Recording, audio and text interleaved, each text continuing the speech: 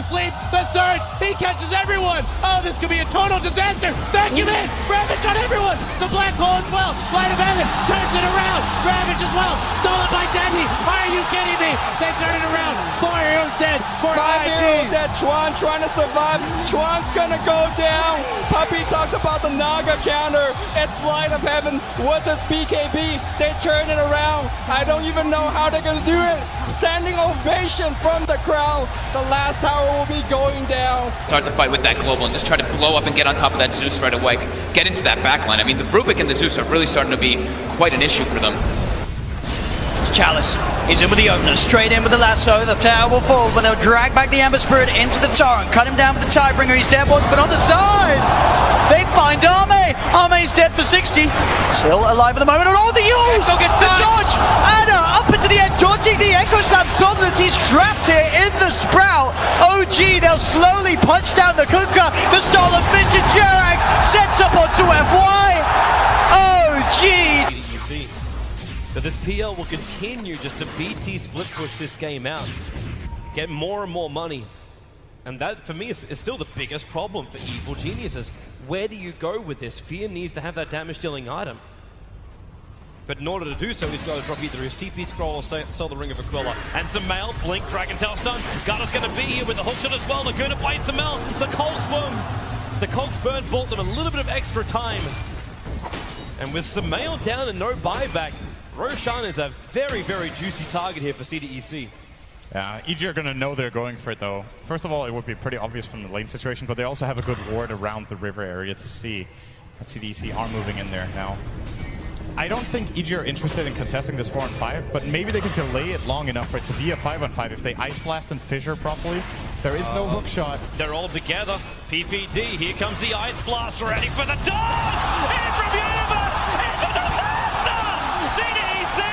They're gonna get wiped from the face of the earth, apart from aggressive. He'll jump out, but the Wombo combo perfectly hits from Evil Geniuses, and now they will take Roshan. Samel is back, they'll get the egg into the Immortal. OG right behind Arme, gets the jump, finds the Pugner. Vision will not find a stun. Pugner with no buyback. OG, they were really playing with fire. The Hex down the Terrorblade. Spectral Haunt looking for the frontline attack, but that's why Somnus goes into the backline. The BKB, they're into the backline. Shaker, he's bouncing around. Hawk shot, she stuns on the way through. ES is gone. No buybacks available. Have LGD done it? They're holding Anna. Hold him in place. Chalice will find the damage. F5 will die for it. No, really? Anna is actually running away, but it won't stop Arme from blinking up, looking for the tier 3 tower. 2 players left alive for OG. They're the big ones, however. Thompson and Anna on the defense duty. Fortification. It's delayed as much as they possibly can. And now the jump out. Hex, the boy in the bubble. Thompson able to be protected once again. Chalice, very, very low on mana. They have a lot, but Arme, he'll change the life with Anna. Thompson needs to be pushed away. Able to do so. FY jumps onto the illusion only, so the hookshot won't be able to connect. But Anna, he needs to retreat. There's so much damage. Anna down. Buyback is available. They still have not taken the mid racks. OG are just trying to delay LGD for the moment. 5 heroes around. The bubble is there, protecting the melee racks. Anna, Sunder by once again. The Sunder switches to life. Arme's back up to full health, but the damage from Thompson, it's good enough to kill off the bait. Buyback is there. Somnus leads forward. They just keep bunching them around, but they're still battling from inside the bubble. Pugner will come to the world living LGD. They're going for the GG push. They're going up the tier 4 towers. OG, they have to hold the line. They have the numbers. Seven from the side with a dig on Arme, but no! Sunder is back up. It is there. Chalice will fall. They lose the Enchantress. FY pushing around Anna. He's so low. Can they get the die back on him? You bet your Nelly they can. Arme still very, very low. The blast will kill him off. But buyback. LGD want this now. LGD, or can they?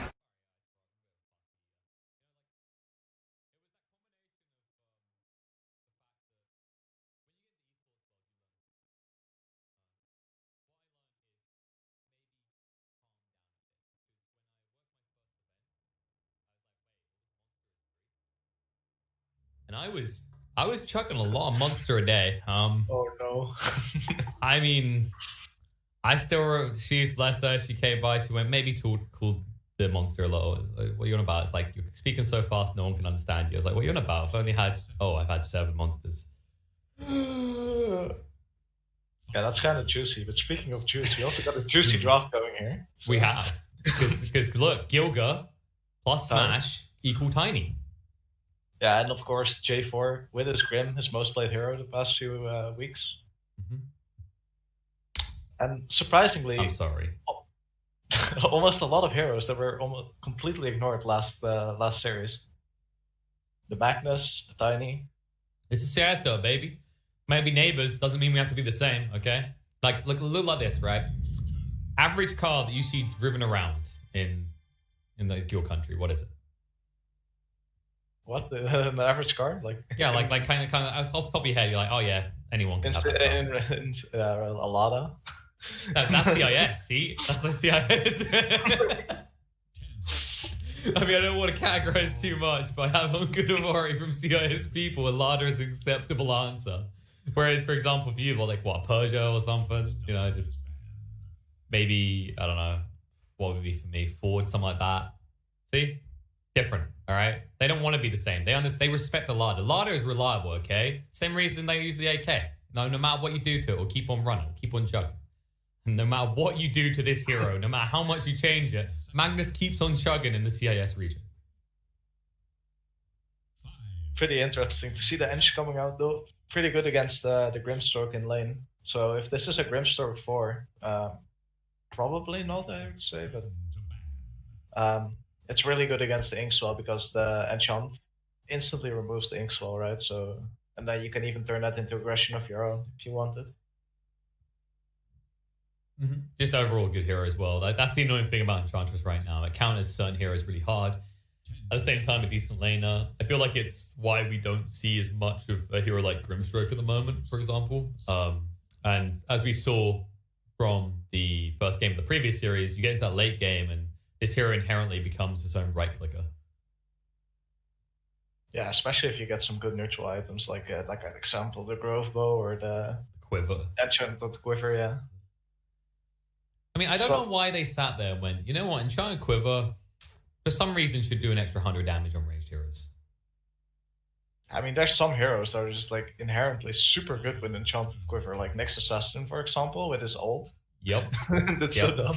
And then you got like the ones that casually enjoy carrying it, such as the Nature's Prophet, the Enchantress that we mentioned. But obviously, the catch with Eng by comparison is you're probably not getting your hands on that until people have passed it down to you and moved on to new items. Yeah. And Khan panning out a lot of Magnus heroes here. The only one still left right now is Troll, which I feel is like a really strong laner, so I'm kind of surprised they didn't ban that one out. I mean, I will say Troll is like top 3 most applicable, generally, if that makes sense. Like, there might be better carries for X game, but if you had to at the start of draft say, which carry would I take, which one would I slot in, he's definitely high up on that list. Yeah, he's just so easy to make work because he's such a strong laner. Like, he doesn't lose lanes, really. Mm-hmm. Has built-in farming mechanisms as well with the Willing Axes. Doesn't really need to go for, like, these Battle Furies or these Maelstroms like heroes such as, you know, PA might need to, or Jug. Alright. Oh, that's a Doom pick. So this kind of throws a question mark about what's happening here. Likely this is going to be a Funnic Doom, but there is still maybe some potential for this to be Doom Pos 4 because we know that Funnic does love to play that Magnus. Yeah, it might also be a mid Doom still. Like, we know some regions really like to run that. So it's like quite a flexible, and it always looks strong when it's played in mid because it does so well with the levels, right? Yeah, I'm wondering if I feel like I haven't seen it in a few weeks now, right? There was that really high spike in its pick rate, and then most teams, I don't know if it's because the counters were figured out, most teams seem to have kind of shifted away from it again, at least in EU CIS. Yeah, I think it has to do with the tempo. Like, if the tempo goes up, like Doom's pick rate usually drops a little bit. When the games become faster, it becomes way harder to play that hero. That's because true. you have such a long cooldown to work around. Yeah, even your secondary cooldown to think about, like Scorched Earth, you know, the uptime on that has been tweaked and nerfed, and the damage in the other levels has been screwed with. It does make you, not to the same extreme of like a Dragon Knight, but it makes you feel limited on when you can actually make your moves, which isn't ideal. This hero, however, sets a very fast tempo. Wouldn't be surprised if we see this being a mid hero or an offlane hero this game in the Nature's Prophet. Maybe even one, actually. Yeah, like this Fearing can go anywhere as well. Like this draft from Hellraisers is like so hard to read right now. Whereas, yeah, I was so gonna say the Medusa pick, especially when you pick Venge. Like Venge is almost always an introduction for a Medusa pick later on. And I think it's pretty good against the heroes they have right now. There's not a real hero that likes running at Medusa. And even if you do, you got the swap, you got the toss. I mean, the counter to Medusa is like you play fast, right? Like this hero does usually want a bit of time. Admittedly, she's quicker than she was ever since they overhauled Stone Gaze to actually be a pretty damn good initiation tool now. Yeah, and Phoenix is still ignored this entire draft, so we might still see like the Phoenix come out, and this being a mid tiny. But I doubt it, but it would. No. I would like it. I feel like, you know, you got Gilgor on the team, right? Like, I think if you just want to give Gilgor a good game, I can't think of often where he's disappointed me with his tiny performances. He's like his most consistent hero, full stop. They have some gaps to fill in their draft, I feel, for Khan, because there's not that much damage right now. It's just tiny. Because Venge doesn't really do that much damage. It just enables damage, and the Grim doesn't do that much damage either. So I feel like maybe something like a Beastmaster, but I don't know. I don't think this team runs Avenge 2, and I feel like that's more of an OG special. I don't feel like many teams were able to adapt that Vengeful Spirit in the 2 role that well. Yeah, I think this last pick is going to be a mid pick, but like they banned out the Storm, so yeah, that's damage banned out. I wouldn't be surprised to see an Ember Spirit come out here for Khan or something like that. Trying to think of other ways they can go. Maybe some sort of tower push as well as an option, but I don't know if you want to pick something along the lines of DP into what Hellraisers has. That feels like a death sentence. Yeah, it's gonna be rough to play DP into. Yeah, they just banned the spirits, so might be Ember Spirit, might also be like another pretty heavy mobile mid hero that would play potential. There's an interchangeability as well. Like we could see a situation in which, for example, if they now picked Ember and he didn't get a favorable lane matchup, they could just run Ember in the safe lane, Medusa in the mid. We've seen that Embers can play pretty effectively from that role as well, usually with like a Desolator Rush, which would be pretty effective against this lineup, actually. Yeah, slow armor. Might also be like a Kunkka or something like that. Just a tempo controller, I think. I think they need a hero that's able to fight with the Tiny and the Venge and stuff in the early games, just so this Medusa can keep hitting creeps and doesn't have to join the fights early. I think you need the time. I think it comes back to what you said, though. Just got so many boxes to fill. Like, you know, you'd like some push, you'd like some more nuke. Yeah, I think just control and team fight is what you want here. Yeah, you need some way of feeding kills to your Medusa. This isn't really a hero that makes kills happen. It's kind of a hero that says, yes, bring them to me. Yes, I'm hungry again. They're taking a lot of time. I don't think they were really prepared for Slardar. Oh, that's just straight up counter pick for the mid lane. I think.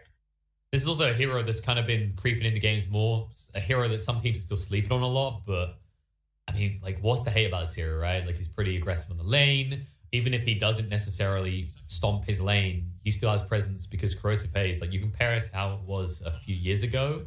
Like, the buffs at this point was, I think it's minus 10 armor at level 1 when his ultimate. Yeah. It's so much, like, it's so rough to play against, especially once he has that level 3 bash and the Corrosive Haze. He just hits you for 1/3 of your HP every time he has a bash shot.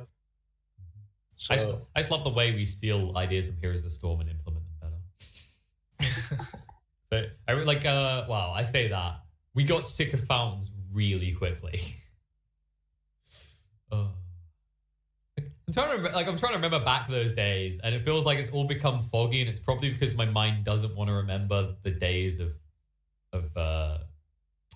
shrines. Yes, why did I say fountains? Sorry, shrines. with these stupid, let's just go heal after we've traded for the first 2 minutes. Well, the shrine is up, boys. Let's heal up. And when they were in your base as well. Oh, God. Oh, going high ground is so bad. Oh, yeah. Not the best Sven pick, I feel like. But it's kind of fast, scary. He hits a better timing than Medusa. Oh, There is actually, potential to get kited out pretty hard in this game, though. it's actually the mid tiny coming out. Oh, hello. So Gilga's going to be playing that pos for Grimstroke. That does give you two very flimsy supports. I mean, I guess we kind of saw this coming, right? When you got the Venge plus Grimstroke, there was a question of maybe you run an off-lane Venge, but the moment you see Slardar, it all kind of slots into place.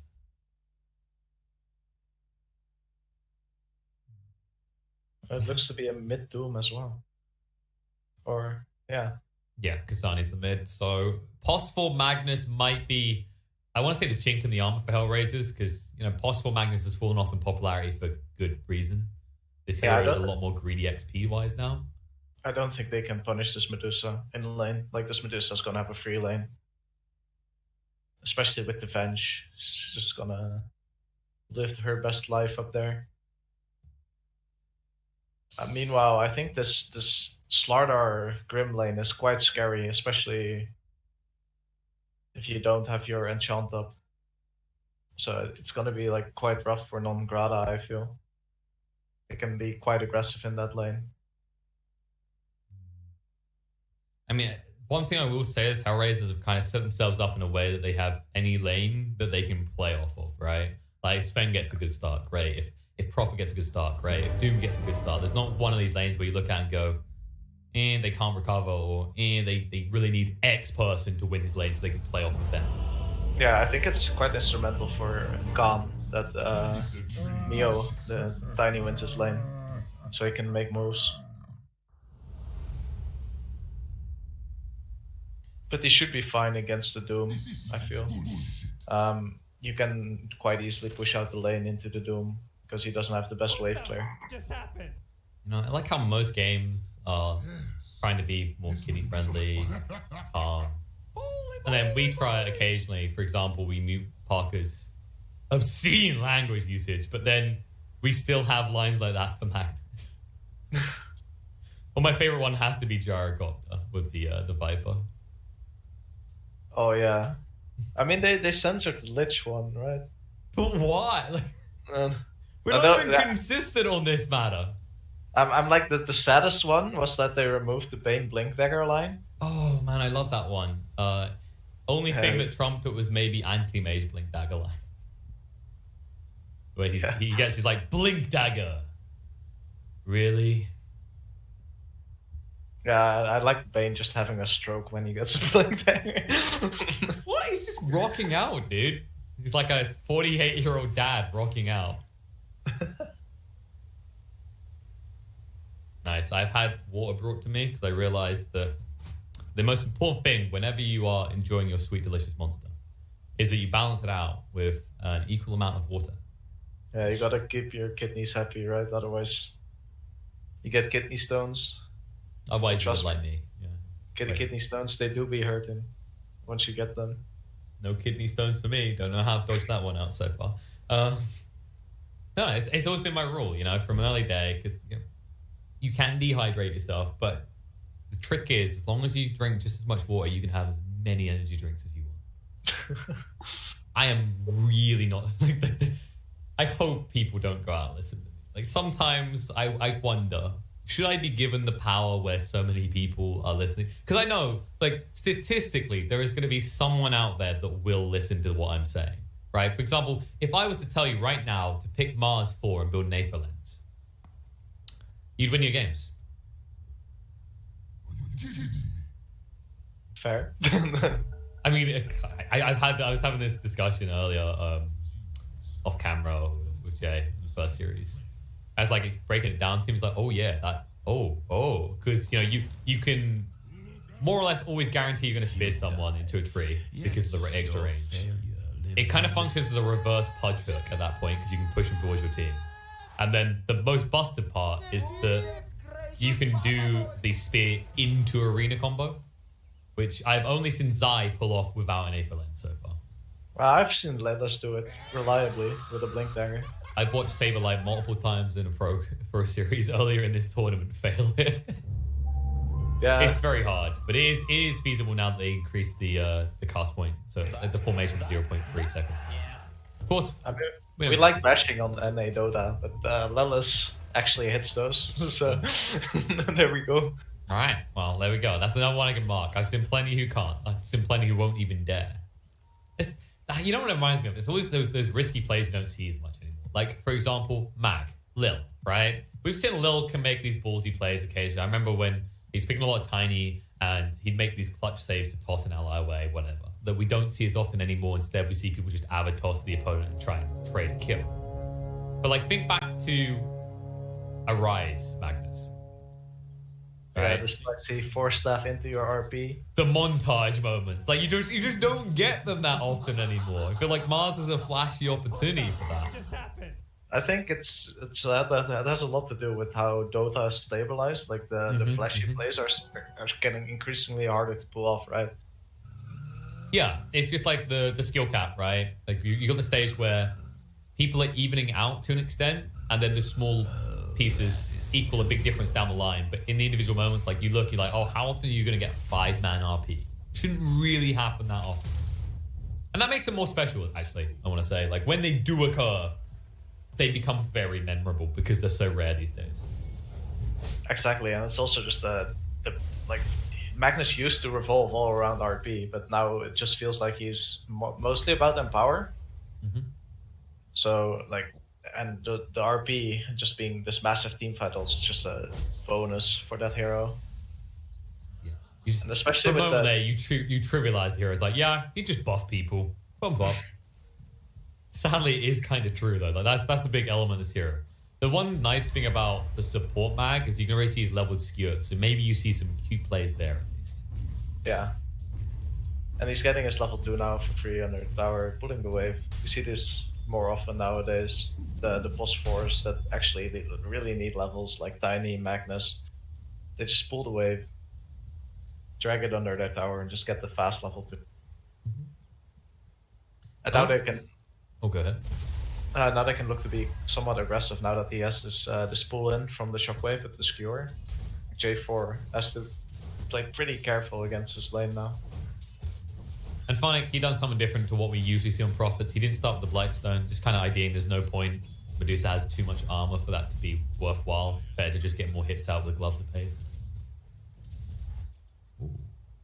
Gilgo already with the chorus snipes in the top lane.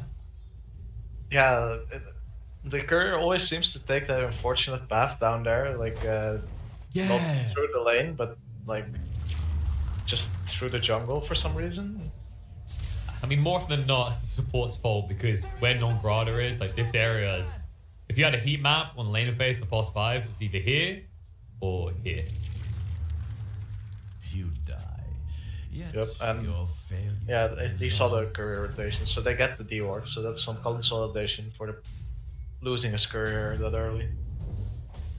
He's going to block the cam. I think that's a bit obvious in non-grata though. Yeah, but you have to invest a sentry to de-block it, right? So that's true.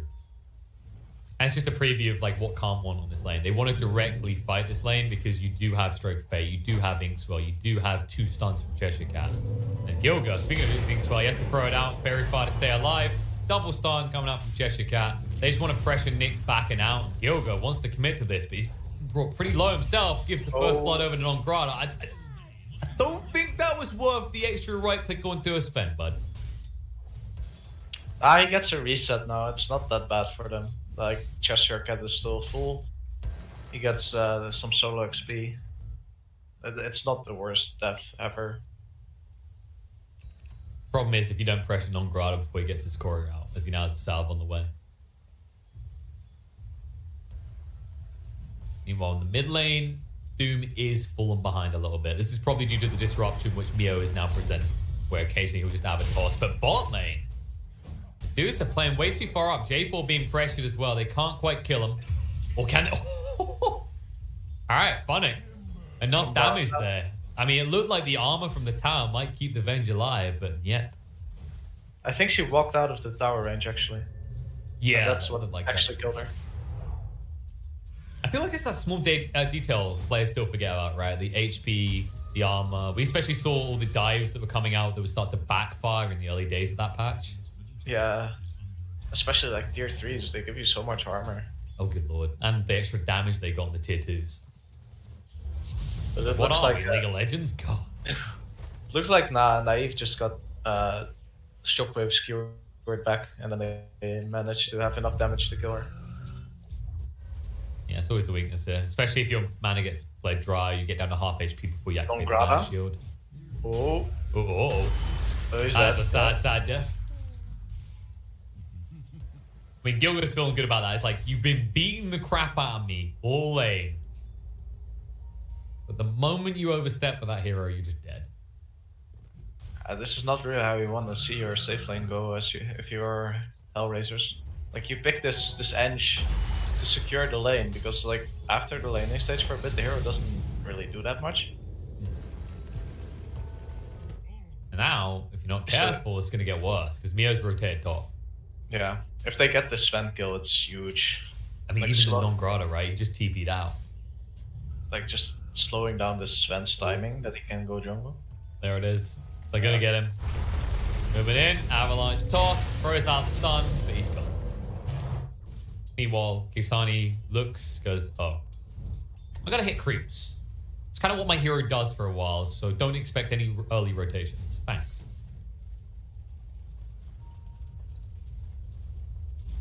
And I don't even think you can pressure that much. Like, Mio's back so quick. Why is this hero so fast? I don't know if it would kill the hero if we were to make him a super slow one. Kisani trying to kill the hero now. Funnick with the rotation in as well. Needs some reinforcements. He is tanky, so just get away with this. Think Swell, Stroke of Fate, gets him out. And they don't even have to deny him, because level 1 Doom is somewhat laughable.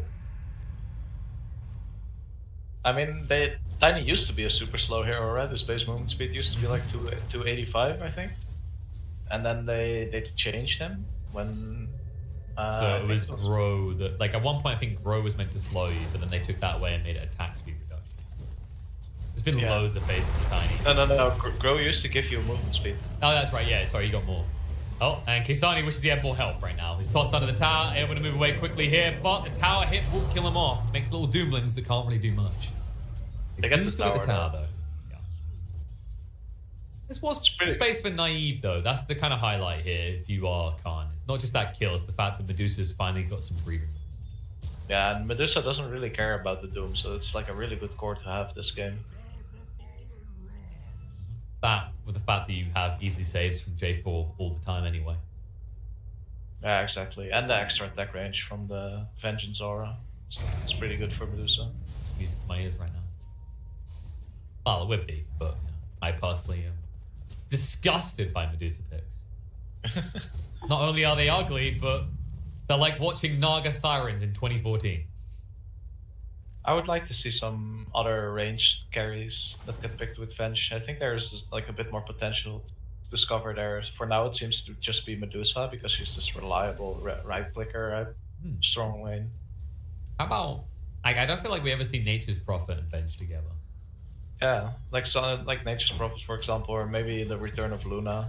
I've been seeing like a slight increase in Luna in my pubs as well. Like I've seen people like No-Tail play it as well more. I feel like the big issue is, like, we mentioned these range heroes though, right? And as long as Heaven's Halberd is as strong as it is, it's a pipe dream. But if they ever bother to give that I am a real nerf, then we're in business. Maybe they'll do it like that. I hope they just meme it up like the 800 recipe cost, bam, got him. Still builds Heaven's Halberd every game. We have adjusted the recipe cost from 300 to 300.0. Oh, Umbrata, which is he can adjust his HP pool to be bigger than that. Good lord. Another clunk in the face he decides against, though, because Funnick does rotate in. Gilgo will have to sacrifice his life. Yeah, this Nature's Prophet is having a pretty good start here. Looks like he's going for the mechanism, perhaps. So he's gonna be the real team player here. What do you expect? This is the Moon Lord. This is classic Phonic. He usually kind of dictates the pace for his team a lot. Cheshire Cat trying for non-grata, but way too slow. And I hope you enjoy trees. He gets Artesied. Does have the Quelling Blade though. At this stage of the game, you can afford it at least. Yeah, Tiny's rapidly approaching his Blink Dagger right now. He's gonna be at like 1100 gold after the next wave, so... They need to get some catch-up kills somewhere, because like you look at the network breakdown, despite that rough start in top lane even, like the top 3 heroes are all dying. Yep. Yeah, of course Doom with his Devourer maxed out. He's raking in a lot of bonus gold, has pretty high CS. And now with the drums in conjunction with Phonic, like you might see a dive if you show too much of yourself as Gilgr in this bot lane. Yeah, that's why Tiny's rotating over, just to make sure that they can take this fight if they want. They got more reinforcements as well. J4's wrapping around. Magic Missile out on the Phonic. Inkswell chasing, Avalanche as well, and they're on top of him long enough to kill him off.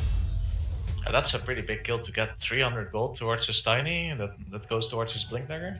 He's gonna be pretty happy about that. Meanwhile, K-Sign is like, well, I could help you, but hear me out. Devour, gold, creeps. I feel like Khan can hit a pretty strong timing with the blinks on both Slardar and the Tiny, if they want.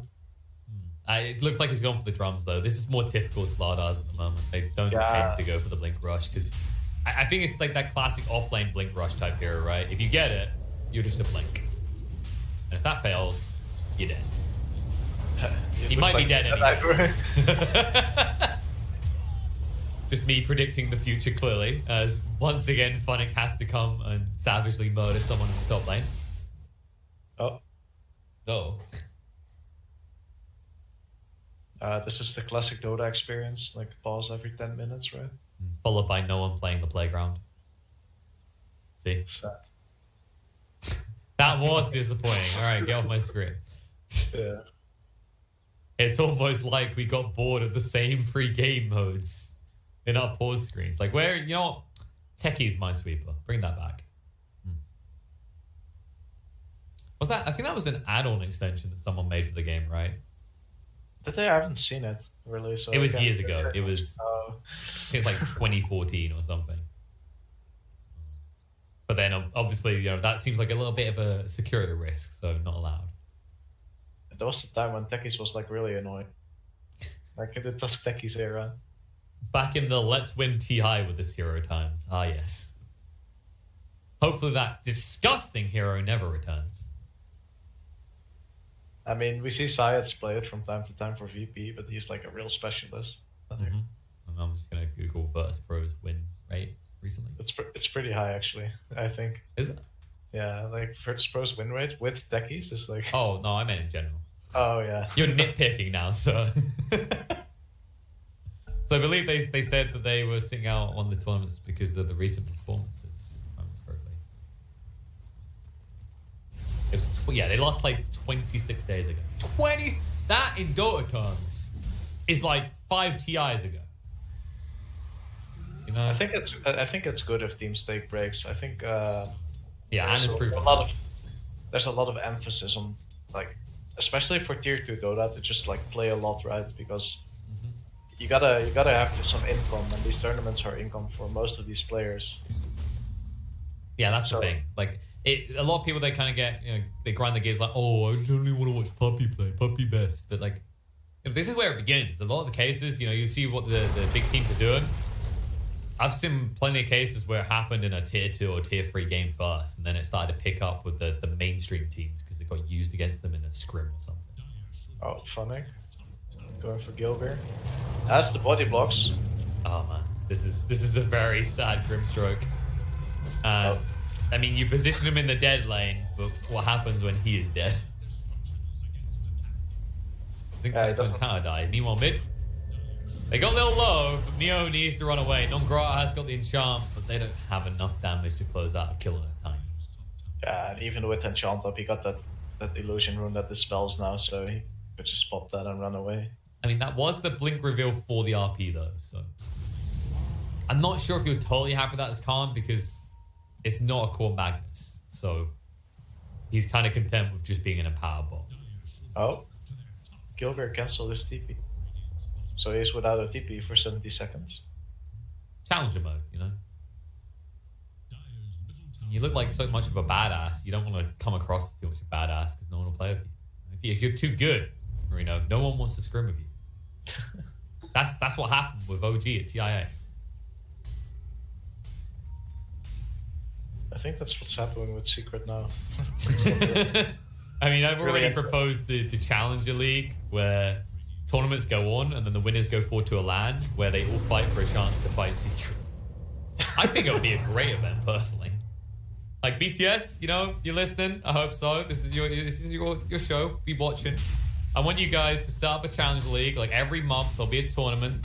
1 or 2 teams qualify for a LAN. At the end of COVID, we all come together and we see if anyone can beat Team Secret. And it's smart as well because it's a handicap. Because all that time, Team Secret aren't going to be playing, right? So maybe they get rusty. Maybe they will just become chess players in the downtime. They don't play much Dota. I mean, do you see Matu playing chess already? Just stroking his neck beard like... I mean, I can see it. Oh, Slardar. I don't think you pressed the Doom button here. That would be ill-advised. Jump in. There's the Doom target. Medusa dragging on Slardar as well. Stunned up. Returns the stun favor to Nyx, but it's not going to last long enough, or is it? Cheshire Cat, he gets in the river, moves away. The Soulbind counterattack coming in. Going to force them out and away. Kasani needs to be careful. Inkswell, Gilga like a madman in heat. Staying on top of him here. But Kasani with that DD's a bit scary. Avalanche toss in. Mio is able to clean up the kill. They find the Nexus Prophet as well, and Cheshire Cat is back. Ready to fight once more. Non-Grata hits the wrong target with the impetus. The swap comes in. Stun on stun action, but Sven, he's dropping too low. J4 will die for RP being held on too. Lil needs to get a little bit closer, but the stun comes up and Cheshire Cat, they split up the fight and force him to skew away. But the triple kill for Mio as he jumps in and finds Sven once more. Back-to-back kills for this Tiny will lead to an easy tower for Khan. Pretty well played by Khan. Not really balling up together. Because Lil had his RP the entire fight there, but he just didn't find an opening. Like, he had to skewer away twice. No, he looked mighty sad in that moment where he's like, I'll RP this, that. Oh. And Sven, with his Echo Saber Mask of Madness, didn't really get to play that fight, so... No. Maybe he didn't have that extra peak of damage because he was shy of the level 2 ultimate. I think you got a preview on what we were talking about Slardar being this kind of sleeper pick, right? When you think about how crucial taking control of that mid-area of the map early and eliminating the tier 1 tower is, you're playing in Slardar's playground. As soon as you get bait back into the river, it's just so easy to disengage or re-engage with this hero. Yeah, and he almost has his Blink Dagger now coming up. So he's gonna hit some people with this Tiny, I feel. Like they're gonna have like some real good flash initiation. And all the while, Naive just continues to farm, staying ahead of the Sven at all times. And, you know, I'm looking at these builds, and I'm not gonna lie, Hellraisers, I'm noticing a lack of Heaven's Halberd. So confident they can just beat the crap out of Naive before he beats the crap out of them. Yeah, I think Naive doesn't really do the damage quite yet, so I think they just realize they can ignore him for now. So they're just trying to get like the items to fight the other members of Khan. And they're being forced to fight now. Funnick, Malian won't save him and he knows it. Gone. Yeah. And all of a sudden, Hellraisers, you know, you look, you go, oh, they got a decent split push. It becomes ever so more dangerous now that you've got both a Blink Dagger on this Tiny as well as this Slardar. Look at this, Khan. I say, I do believe it's roaching time. Another benefit of a Slardar pick. Really hard to contest this one, but they're gonna try. They have the God Strength and the RP, so if Kasani finds a good stomp here... Yeah, but look at the wrap. J4's gonna break the formation. RP jump in from Lil, but the Avalanche tossing Rock, and now the Soulbind goes out. Swap out to try and save the day. Naive is alive, but Slardar is gone. They need to retreat without casualty here to be okay. The stone does affect on the non-Gratas. Naive chases in with that stone gaze. Avalanche toss to get him low. Nyx has to stand and fight, but turns around and runs in the end as he's able to move away quick enough. And Lil barely limping away in one piece. Mio still looking for more. Has got the blink once more. Looking on to Kasani. Avalanche into the toss. back towards his team, able to get the kill. J4 stands his ground against Nongrada, will be brought down, but now starts on the side. Mio trying to move away. Forstaff gets him out, away from the Sprout, but now reinforcements coming in. Sven says, I want vengeance. Blink Dagger again in 1 second. Avalanche tossing, dodges out as he escapes, eating some venison on the way out, and nobody is left to fight Naive. Mio, what a baller. Yo, he's feeling himself, good lord. That fight on the absolute limit. I mean, how many of us would have went, yo, my Blink's ready, I'm gonna get out? He's like, nope, my Blink's ready. I'm gonna kill your support and then get out. And this is the most ridiculous part about that fight, by the way. It lasted so long, Cheshire Cat is back again, able to ensure this Roche does go their way. Yeah, not that they run out of gas on Hellraisers, right? So it's like they lost the vision. They kind of lost the fight was looking good for a bit, but then I mean, they just couldn't. They didn't have the damage to kill all 3 heroes there when they were stacked up. Mostly due to the tiny, really good counter initiation there. Yeah, and we also saw the kind of power of Medusa, right, with this new ultimate. She was able to get in deep enough that it wasn't like old Medusa, where you just move the fight away from her and she has no way of catching up. She was so deep in that it kind of split them in a way that it allowed Mio to keep playing in and out of the fight. Oh, that's speaking of which, J4 don't want to fight there, buddy. pretty quick catch. Sven got the Imp Claw now though, so that's a pretty big pickup for that hero. Almost BKB complete as well. Just needs one more component, the Mithril Hammer. Not sure if he's going to be left alone though. Mio's just trying to force out something from him.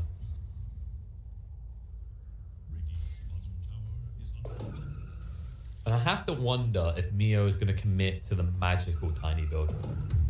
I don't know if you want to. That's the thing. He's got the 4 stuff, which is good this game, right? My only concern is, I feel like he's waiting to see if this BKB is being rushed, and if he sees that, maybe he considers like the Echo Saber instead.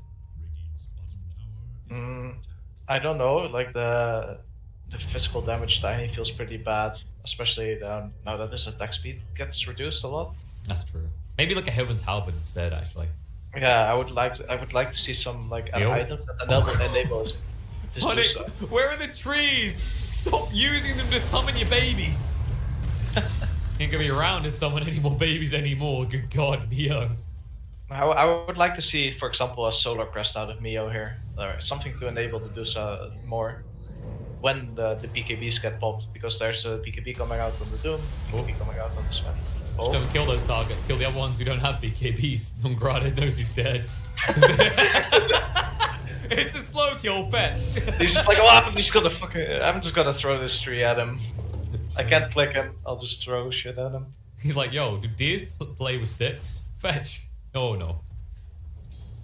So Nongrada, he's at least proven how he can be a little bit frustrating. Like, this is a preview. If he can minimize the hemorrhaging of deaths and get maybe 1 or 2 stat boosted items, he becomes a very hard kill for Khan's lineup. Well, I say that. Except from if teammates are nearby and Naive is attacking them instead, in which case you're screwed. Yeah. In fact, I think this used to be one of the better counters against the Core Enchantress, right? Is you just pick the Medusa, you get in the fights, you just attack something else and she's dead. Yeah, like Medusa, Gyro. We're pretty good at dealing with her that way. Meanwhile, Khan just seizing the map control right now. And that against Nature's Prophet, it's pretty nice to have. Yeah, you see Funnick, he's like, okay, I'm going to move it back. I'll give you a bit of wide and breathing space, because last time it didn't end well for me. Now they got a Implaw of their own. Not really a really good Implaw hero. Like maybe the Slardar takes it. Oh, killed her. Just didn't go with things. Just the opening found by Kasani with his Blink Dagger Stomp. Yeah, easy clean kill for them. It's not bad to eliminate the Grimstroke at the start there as well. It kind of alleviates the threat of the double Corrosive Haze, the double Snake as well is pretty ridiculous in these fights. Are they gonna find Naive here? That's the question. They're smoked up. The damage drain. I mean, like, you have to get through him twice, and you know that his teammates are in the vicinity. So maybe not kill you on end, they're on, but they're gonna try skewer away from his team. He's throughout the Stone Gates and not getting a chance. TPs are coming in to assist as quickly as they can. Now Cheshire Cat, he's going to arrive in time to interrupt the initiation the second time around. Stonegaze goes off. RP thrown out. He's stoned up. Nick's not able to attack just yet. The Doom does get the kill on the Cheshire Cat. Now the Soulbind swap out. Now you'll be able to click from the side. Forced to fight and chase forward on top of him with the stomp from Doom. Might be enough, but J4 with the second swap. It's like, wherever you go, I'm taking him elsewhere. Naive, full mana. At least able to bring down 2. But will he actually die before Nyx? No, he won't. Mio arrives in time. They get the kill on Medusa, but at what cost? Tiny would like to know that. He's just going to check his wallet right now, pull out a big wad of cash and say, thank you very much.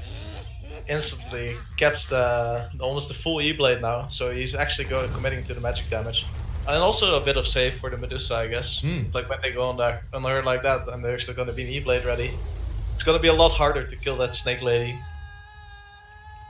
And it's so deceptive with Medusa, right? She attacks so fast. Like, we looked at the damage. It wasn't big chunks like the spend. Like, you could convince yourself that you can bring her down in time, but when she fills up full mana, especially courtesy that ridiculous Soulbind interaction, it's an impossible kill.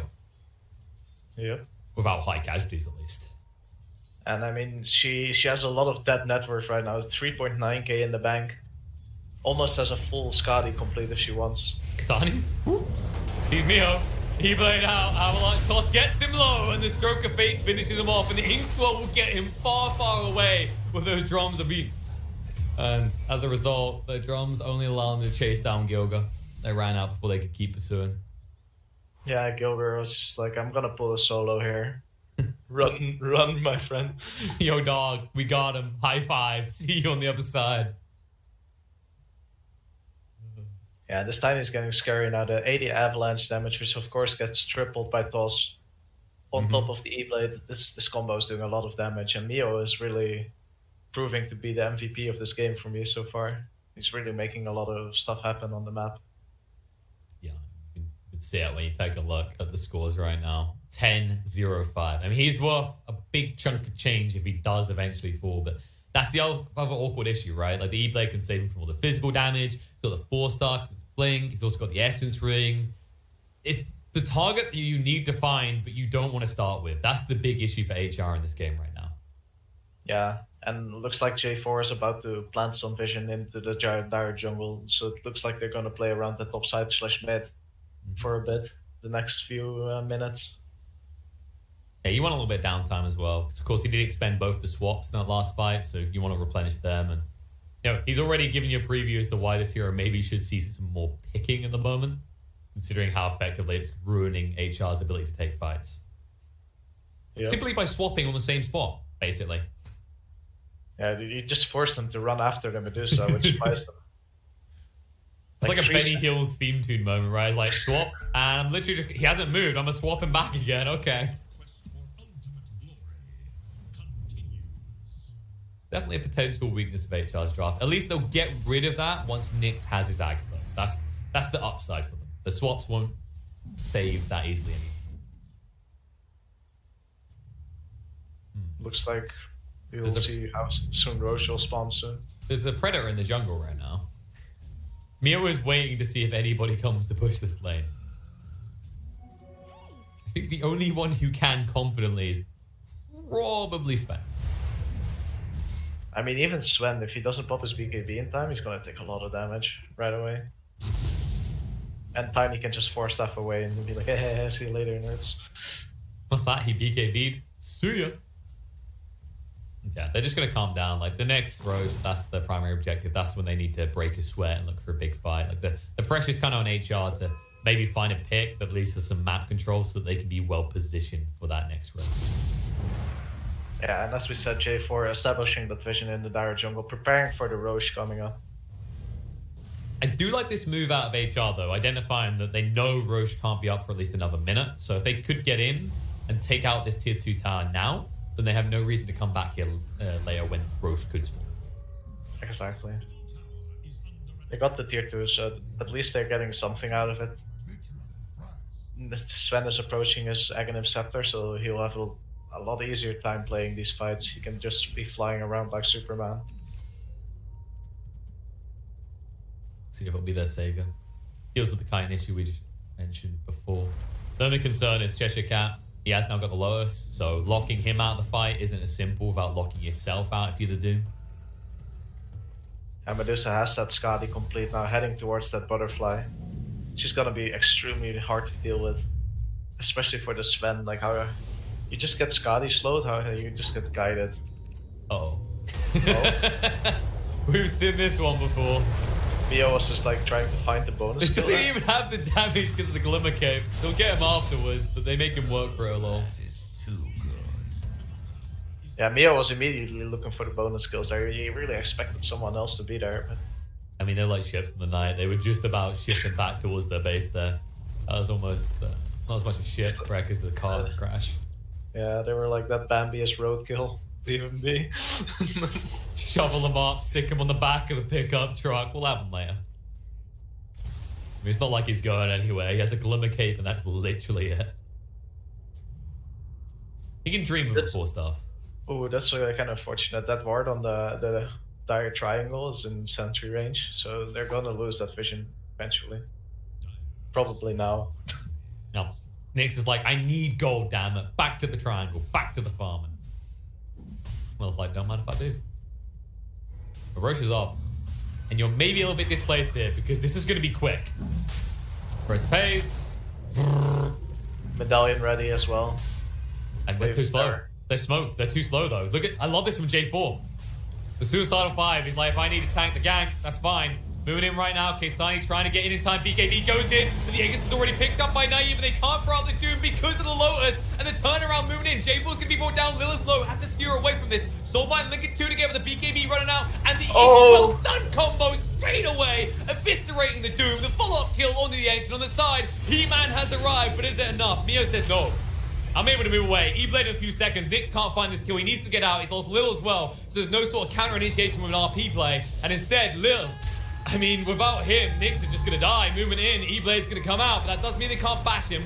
Avalanche will stop any sort of TP out attempt. And the toss follow-up will ensure that Nyx has to stand and fight and will not like the outcome.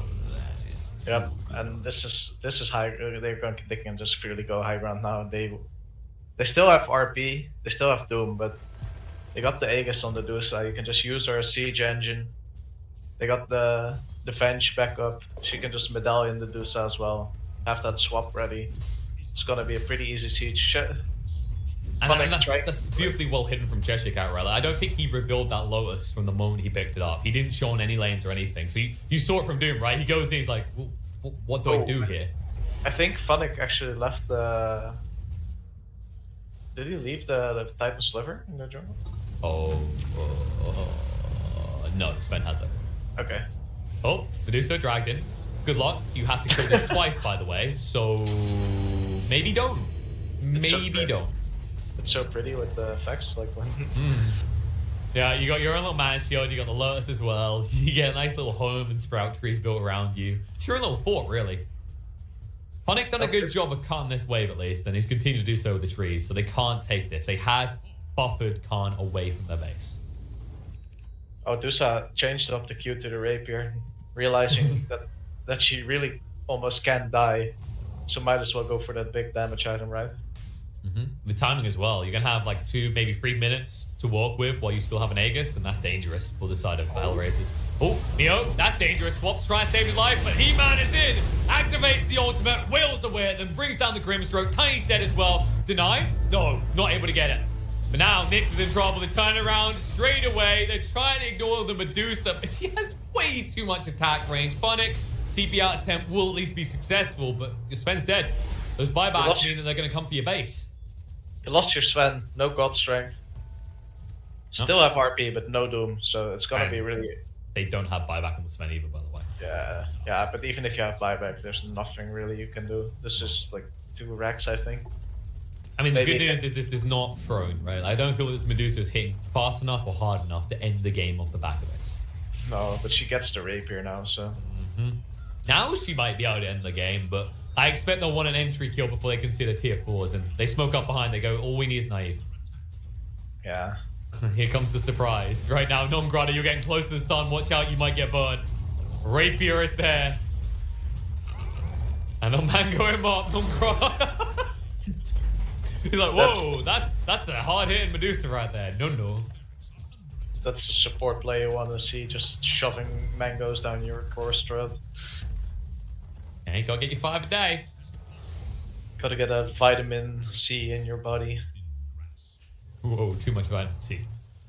Sonic, you'll always get out in time, but they've been put on notice. So, like, you see this? Medusa, you see this big rapier in her hand? I know it makes no sense. She's got a bow and arrow. I don't know why she's using a sword, but we're coming. I just see this image of Medusa in front of me, just shooting swords out of her bow. It's fit for this game. It's like, yo, I ain't got a bow and arrow. It's a ballista. Boom. For all you Dark Souls fans out there, basically Anor Londo. Oh, yeah. Just imagine Enge impaled with one of those arrows. Hoof's not even touching the ground, limp back. I'm painting some mean pictures right now for Enge pickers. If you decide to make art of this, please send it to us. Yes, I might pay. If it's good, I'll pay. I expect J4 to start establishing some defensive vision so they don't get flanked. Because I think if they get the back line, that's like the only way they lose. Yeah, there we go. It's just so hard with all this kind of initiate. Oh, for God's sake, really? Oh boy. Oh, you know, because rapier wasn't enough. How about on every occasional hit having a magical rapier? Yeah, that's pretty good for Tiny. No, the entire quiver belongs to Medusa. Oh, they actually give it to Medusa. Ooh. I mean, you kidding me? Look at this damage. I think Enge gets hit once and almost is dead. Yeah, there we go. Gives it to Tiny now. Okay, yeah. Get the life steal. Yeah, also approaching that satanic, so that's gonna be some memes with that paladin sword. He thought she was hard to kill already. Think again. It's kind of ludicrous. Like, I look at paladin sword, and the weird part is that it gives you life steal and then amplifies your life steal as well. Yeah, it's like what? It's super weird, right? Because I remember like some Viking games when Celery is just playing Io and he just has this paladin sword. Yes, I like that. And there's some teams that Phoenix, they'll give it the Phoenix as well because it works with Sunray. It's absurd. Oh, looks like HR is looking for a smoke play, trying to get that back line. J4 is just already there, trying to tank the gank. It looks like it's gonna be Gilbert. That's the sacrificial lamb here. Well, I don't know. He knows the range of that Medusa. Oh, easy D-Woods. And all of a sudden, your initiation with vision is gone twice. They move in, though. Trying to go naive. Daniels was out on the Manta. Swap to get him away, though. He did activate on the Stone Gaze, which means that Nyx just has to run away. Splits up the fight, meaning Phonic is in way too deep. And I don't know if he can keep all the blood in his head. He's going to be brought down, moving across. RP, everything on a knife to try and kill him. But J4 the swap again to save the day. The Soul Fighter slow them down. Forced up in. He's like, fine, bring me deeper. You're all dead and you're out of this game anyway. Hellraisers. They submit. There's no beating this Deucer. Game 1. Can't take it. Yeah, really well played by Khan this game. Neo really standing out, making sure this Deucer had the time to get as big as she did. And basically just wrap up this game. I mean, like, that's what you want to see. That's like your pitch perfect dog. When you got this 4 protect 1, it's all about that. I call it passing the baton, right? And Mio, admittedly, his stick is quite a big baton, but when the Medusa hits this hard, she can carry it. And I mean, a lot of credit to Cheshire Cat as well. Like these prime initiations, these counter initiations, the forced plays around the mid especially, it reminds me of, you remember the days where Envy used to run Slardar and he'd use it to bait out Dooms, right? You just sprint and run away. It was that kind of effect, right? Where Hellraisers have to pay attention to Cheshire Cat, but they have no way of permanently locking him down. Huh? Pretty much. Oh. What's up?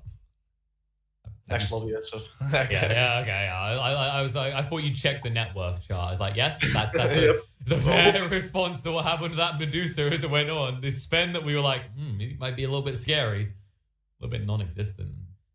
Actually, that's an interesting thought. Like, how much do we feel like Mag really had an impact, or was there better choices in the POS 4 role? Is this why we don't see the POS 4 Mag anymore?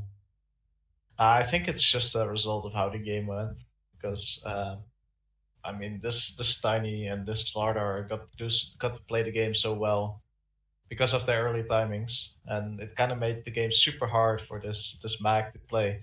And even if he landed a decent RP, like the defense was just there always to swap out the Dusan.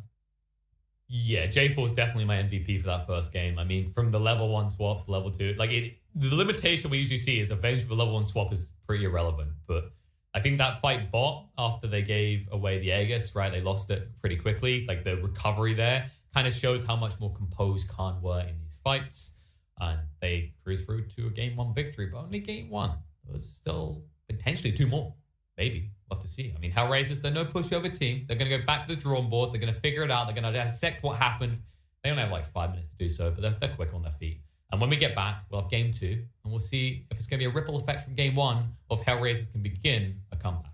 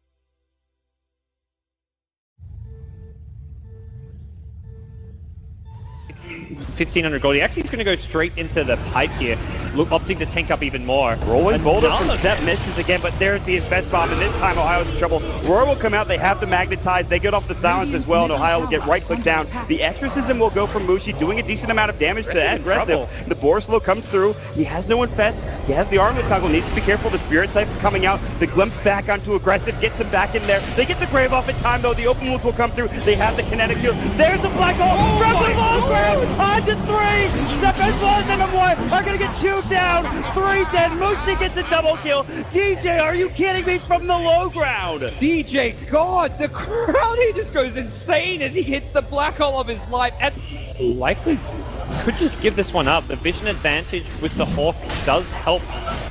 But nope, they're ready. They've actually got a smoke. They can bypass the Hawk with this, but there's no way they take this in time. Fnatic need to get out. Mushi is going to be stunned by the boulder smash. They're going to come through. Showit looking for Ravage. Can't find it. Mushi pops the BKB early. Aggressive blinks in. Pops the rage as well. Still has his BKB ready to go. They really want to contest this and take it down as quickly as possible. They get the refresher for Ohio. It's coming out. Double Roar is ready. Can they find a kill off of this? Maybe he's walking up with the silver edge. Ohio's going to get caught first. Ravage catches onto 2. Black hole counter initiation. Static Storm on top. Aggressive is low. They get up to Static Storm. Showit pops the refresher. It's not enough. Maybe he's getting chewed through by mid 1. They get up the Roar. They'll lose 2. They'll lose 3. They buy back on the Tide. He's got another Ravage. They have no buyback on Maybe. What an initiation from DJ. Secures another kill, and Tongfu is going to continue to push. They're not done. Mech still hasn't even been used. There's a hook. How? Brought all the way back to the base. Cleaned up by the fountain. And waddles his way back to the front lines. Well, like I said, it does waste time, but they kind of need it. I mean, they need to be able to just eliminate somebody from the fight, very similar to what Mu can do for Tongfu. So if he had been a little bit farther up, he would have been able to throw the hook, but the thing is there was a range creep in the way. There it is, yep. Banana going for a ride on the Dindy Express. Welcome to the well. He just goes to Tongfu. And now charging back out. Dindy gonna be spotted, and he doomed to Chen. That's a much better choice. Oh, he got him! He got him! Not gonna follow it all the way because we got a battle to watch with Puppy. Trying to get away from it, gonna be telekinesis back. And they will be able to get him as well. There you so a 1-for-1 trade. And wow, Hal is still alive down there. Engagement breakout as Kuro. Oh, there we go. The hook got him. Zhan Xing taking the long ride to Shanghai. Welcome home. Navi down. Can you say Mega Creeps? Na'Vi, he got him! One more! This is what you call one for the road! Man, I can't. For the game for IG. Who leads the way? I believe it should be Zoe. They're going to cut for the shorter path. They storm up the river. Patience from Zoe. Waiting in the wings. Navi's about to be caught. Oh, there's the sleep. The surge. He catches everyone. Oh, this could be a total disaster. Vacuum in. Ravage on everyone. The black hole as well. Light of heaven turns it around. Ravage as well. Stolen by Dandy. Are you kidding me? They turn it around. 4 heroes dead. 5 heroes dead. Chuan trying to survive. Chuan's gonna go down. Puppy talked about the Naga counter. It's light of heaven with his BKB. They turn it around. I don't even know how they're gonna do it. Standing ovation from the crowd. The last tower will be going down. Start the fight with that global and just try to blow up and get on top of that Zeus right away. Get into that backline. I mean, the Rubik and the Zeus are really starting to be quite an issue for them. Chalice is in with the opener, straight in with the lasso. The tower will fall, but they'll drag back the Ember Spirit into the torrent, cut him down with the Tidebringer. He's dead, but on the side, they find Arme. Arme's dead for 60, still alive at the moment. Oh, the use! The dodge! Anna up into the end, dodging the Echo Slam. Somnus, he's trapped here in the Sprout. OG, they'll slowly punch down the Kuka. The stolen Vision Jerax sets up onto FY. OG! So this PL will continue just to BT split push this game out, get more and more money, and that for me is still the biggest problem for Evil Geniuses. Where do you go with this? Fear needs to have that damage dealing item, but in order to do so, he's got to drop either his TP scroll or sell the Ring of Aquila. And Samel, blink, Dragon Tail stun. Garda's going to be here with the hookshot as well. They're going to fight Samel. The Cogs Burn bought them a little bit of extra time, and with Samel down and no buyback, Roshan is a very, very juicy target here for CDEC. Yeah, EG are going to know they're going for it though. First of all, it would be pretty obvious from the lane situation, but they also have a good ward around the river area to see. CDEC are moving in there now. I don't think EG are interested in contesting this 4-on-5, but maybe they can delay it long enough for it to be a 5-on-5 if they Ice Blast and Fissure properly. There is no hook shot. They're all together. PPD, here comes the Ice Blast, ready for the dodge! In from Universe! It's a disaster! CDEC! They're gonna get wiped from the face of the earth, apart from aggressive. He'll jump out, but the wombo combo perfectly hits from Evil Geniuses, and now they will take Roshan. Samel is back, they'll get the Aegis of the Immortal. OG right behind Arme. Gets the jump, finds the Pugner. Vision will not find a stun. Pugner with no buyback. OG, they were really playing with fire. The Hex down the Terrorblade. Spectral Haunt looking for the front line attack, but that's why Somnus goes into the back line. The BKB, they're into the back line. Shaker, he's bouncing around. Hawk shot, she stuns on the way through. Is gone. No buybacks available. Have LGD done it? They're holding Anna. Hold him in place. Chalice will find the damage. F5 will die for it. No, really? Anna is actually running away, but it won't stop Arme from blinking up, looking for the tier 3 tower. 2 players left alive for OG. They're the big ones, however. Thompson and Anna on the defense duty. Fortification. It's delayed as much as they possibly can. And now the jump out. Hex, the boy in the bubble. Thompson able to be protected once again. Chalice very, very low on mana. They have a love, but Arme, he'll change the life with Anna. Thompson needs to be pushed away. Able to do so. FY jumps onto the illusion only, so the hookshot won't be able to connect. But Anna, he needs to retreat. There's so much damage. Anna down. Buyback is available. They still have not taken the mid racks. OG are just trying to delay LGD for the moment. 5 heroes around. The bubble is there protecting the melee racks. Anna, Sunder! Once again, the Sunder switches to life. Arme's back up to full health, but the damage from Thompson, it's good enough to kill off the bait. Buyback is there. Somnus leads forward. They just keep bunching them around, but they're still battling from inside the bubble. Pugner will come to the world living LGD. They're going for the GG push. They're going up the tier 4 towers. OG, they have to hold the line. They have the numbers. 7 from the side with a Dagon Arme, but no! Sunder is back up. It is there. Challenge Chalice will fall. They lose the Enchantress. FY pushing around Anna. He's so low. Can they get the dive back on him? You bet your Nelly they can. Arme still very, very low. The blast will kill him off. But buyback. LGD want this now. LGD, or can they? Backing up? No, they're not. Terrorblade. BT's forward. The ball is up. Thompson needs to defend. X-Nova very visible. You've got a very, very low life Mirana. But OG, they can't find the target. X-Nova, he's got the grip. He's got the control. He's got the kill. Thompson is down. But so curious to see how they're gonna respond now, because they clearly need to match the tempo that Khan can put out. Yeah, I had to double check that this was definitely non-grata, because I just noticed it says no fear. I was like, oh no, they're baiting us hard. I'm pretty sure we didn't have any sort of switch out from Hellraisers between game 1 and game 2. But Khan, I mean, they understand what was crucial to their success last time. They're going to go for Slardar, and admittedly, something that has been hit or miss, as it quite often is with the arrows, more often miss when I'm playing it. It's the Mirana 4, which we know Gilgra is in love with. I don't know if it's because he's a cat person or he just likes giant spears that aren't really arrows. And Orlando. And Orlando all over again. Hey, look, we got the ancient, now we got the arrow. Yeah, so it's the classic counter pick for the Eng, right? You can go deer hunting. And also, and also deal with the creeps better. So I expect this Slardar. This is probably a Slardar Mirana lane. Maybe they put the Slardar somewhere else. They can of course always put it safe lane or mid. We've seen teams like 5-man Chessie playing mid Slardar. I'm still trying to find out. I'm trying to figure out whether it's theoretically possible to hunt a deer with that arrow. I feel like there wouldn't be much left to cook when you get it back to the camp. I mean, you want to hit the face, right? Then.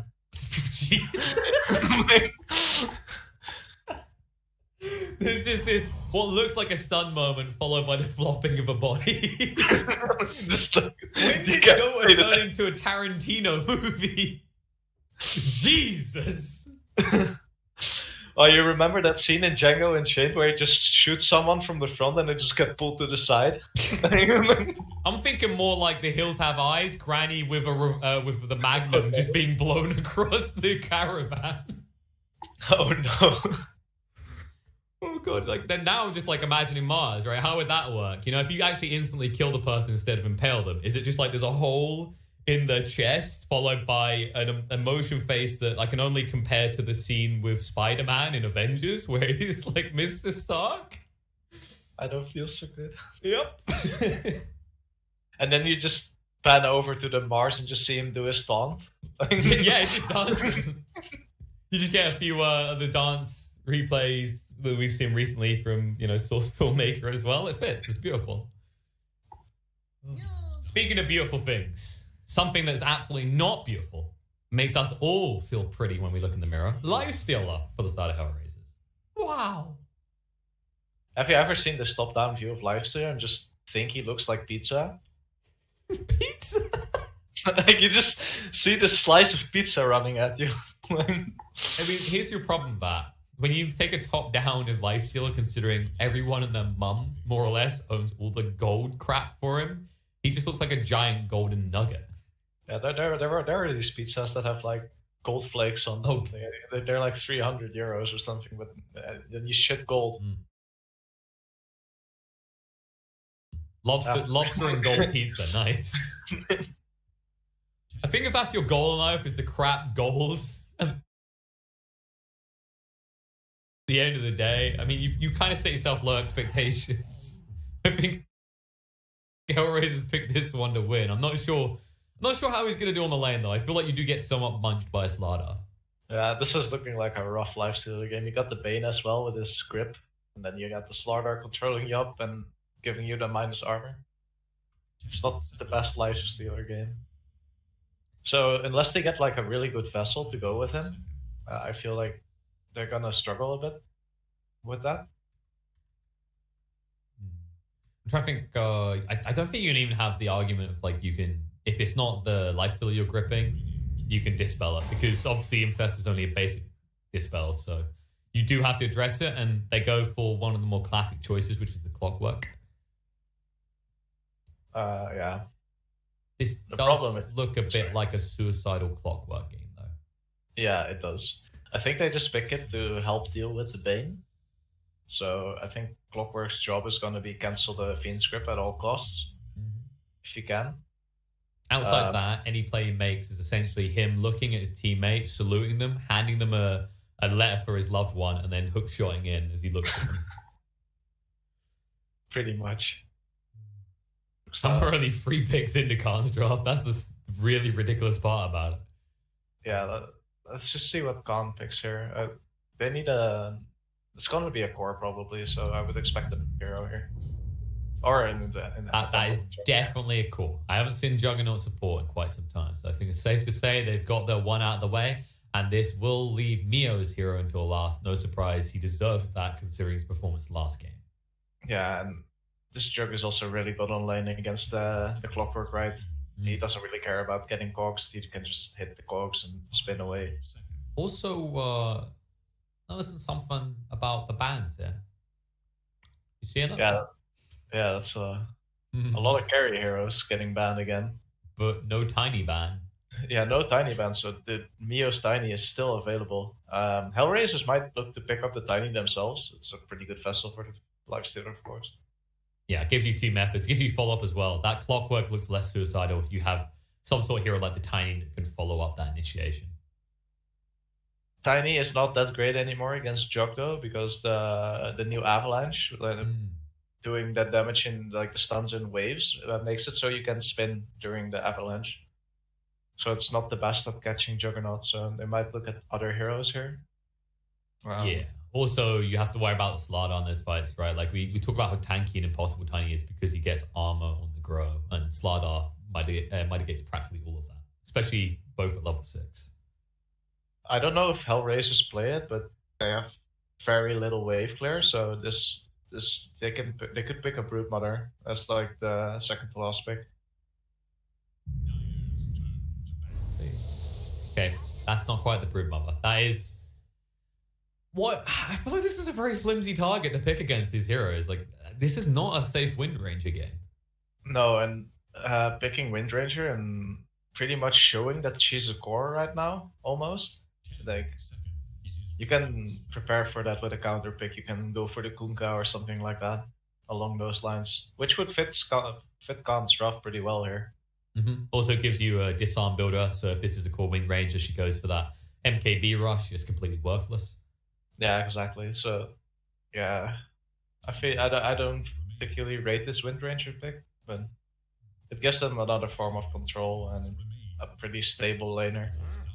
To give a comparative team that were in this tournament that like to pick Wind Ranger, 5 men, right? The way they usually do it and the way they make it work is they had, for example, the other day they had a game where Chessie had Wind Ranger. But because this game falls off at some point, they have the Void Spirit in the 4 as an example. A hero that's able to kind of pick up that slack in the mid game, survive, but also find kills, find farm.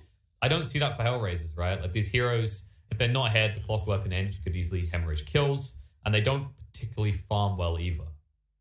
Yeah, I feel if Khan picks a strong team fighter here, I think they're pretty settled in the draft, while Hellraisers has like a pretty big hole to fill. I feel like I don't really see how they're...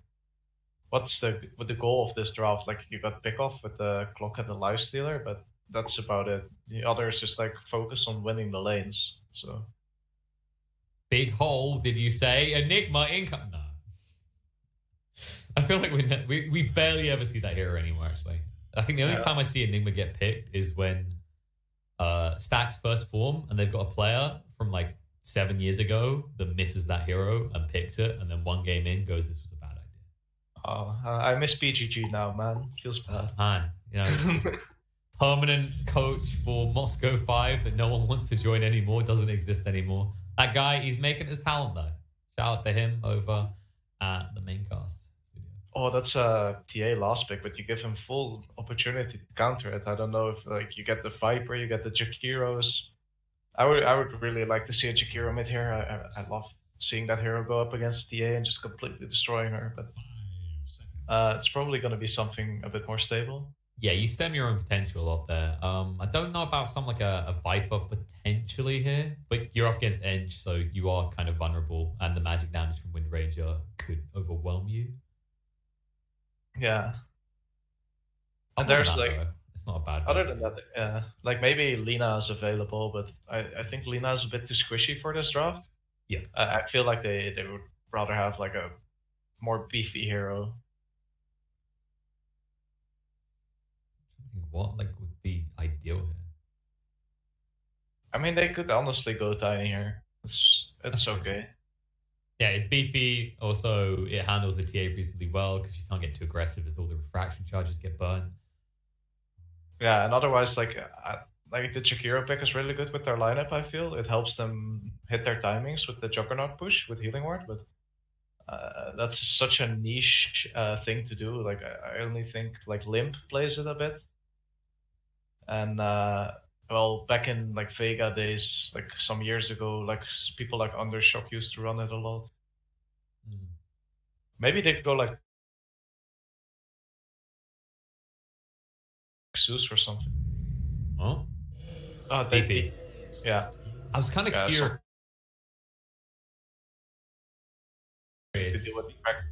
I mean, it doesn't obviously it doesn't address the TA directly on the lane, but you do quickly shove out, so she doesn't get an opportunity to pressure your tower. And we know how TAs function, right? There's going to be a point where they wander off to the jungle, and if there's a hero that can either punish that by attacking your tower or rotating and getting kills, it's a DP. Yeah, like it does kind of the same thing as Jakiro, but is scales slightly better and is probably slightly more stable in lane. I think the really scary part for me in this game for Kasani as well is J4 has one true grip target. That's it. Like, unless Lifestealer gets insanely fat, insanely quickly, you're always gripping this TA, and you don't have a save for that. Like, your only save is throwing Lil to the wolves. Yeah, this Lifestealer needs to hit a pretty early timing, I feel. He can't go too greedy with a Midas or something like that. He has to go for that armlet, I feel. Yeah, we see more of that as well. I think most Lifestealers, they either armlet into Halberd or armlet into Deso. Yeah, I think it's going to be a armlet into Halberd this game. Because otherwise it's going to be pretty rough to deal with the Slardar for him. It still doesn't deal with the jug though, right? Because when you use Omni Slash, the Halberd doesn't take effect. It's not like, for example, the way Ember's affected by it. Yeah. All right. Well, we have kind of cracked on... We've kind of cracked on Hellraisers a tiny bit, but we do see potential, right? There is ways they can win this game, but what is crucial is they have to come out of these lanes ahead. This isn't the type of draft where you can sit back and go, yo, my TA kind of didn't dominate mid, but once we have Deso and Blink, we Gucci.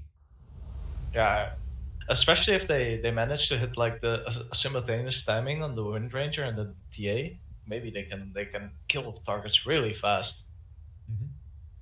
So maybe they'll make the most out of that, but otherwise I feel like it's gonna be a pretty rough game for them again.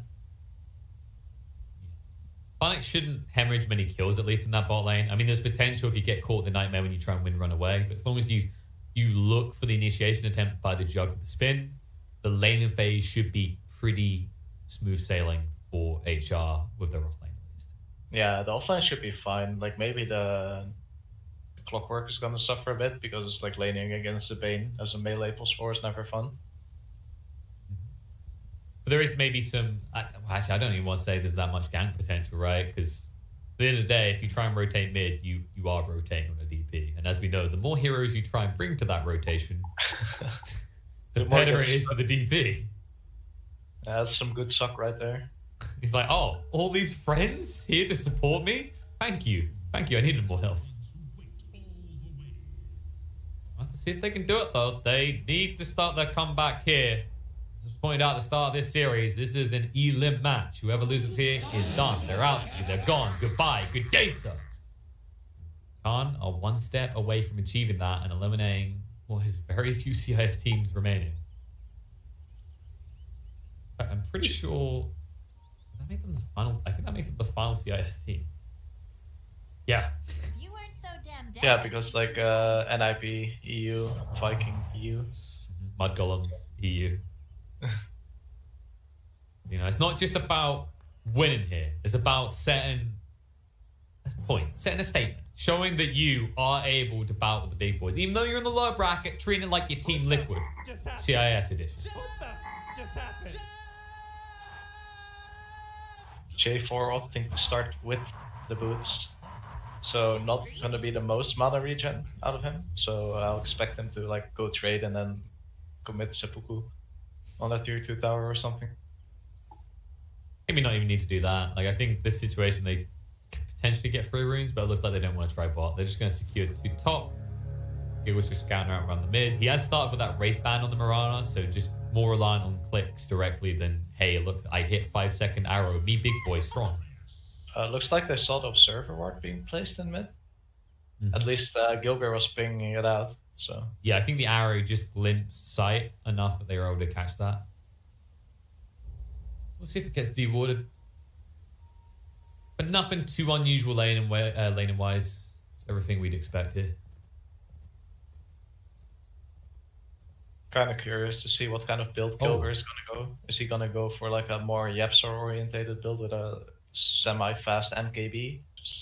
By the way, I was wondering if we were being baited. This is actually no fair. Is it actually no fair? Yeah.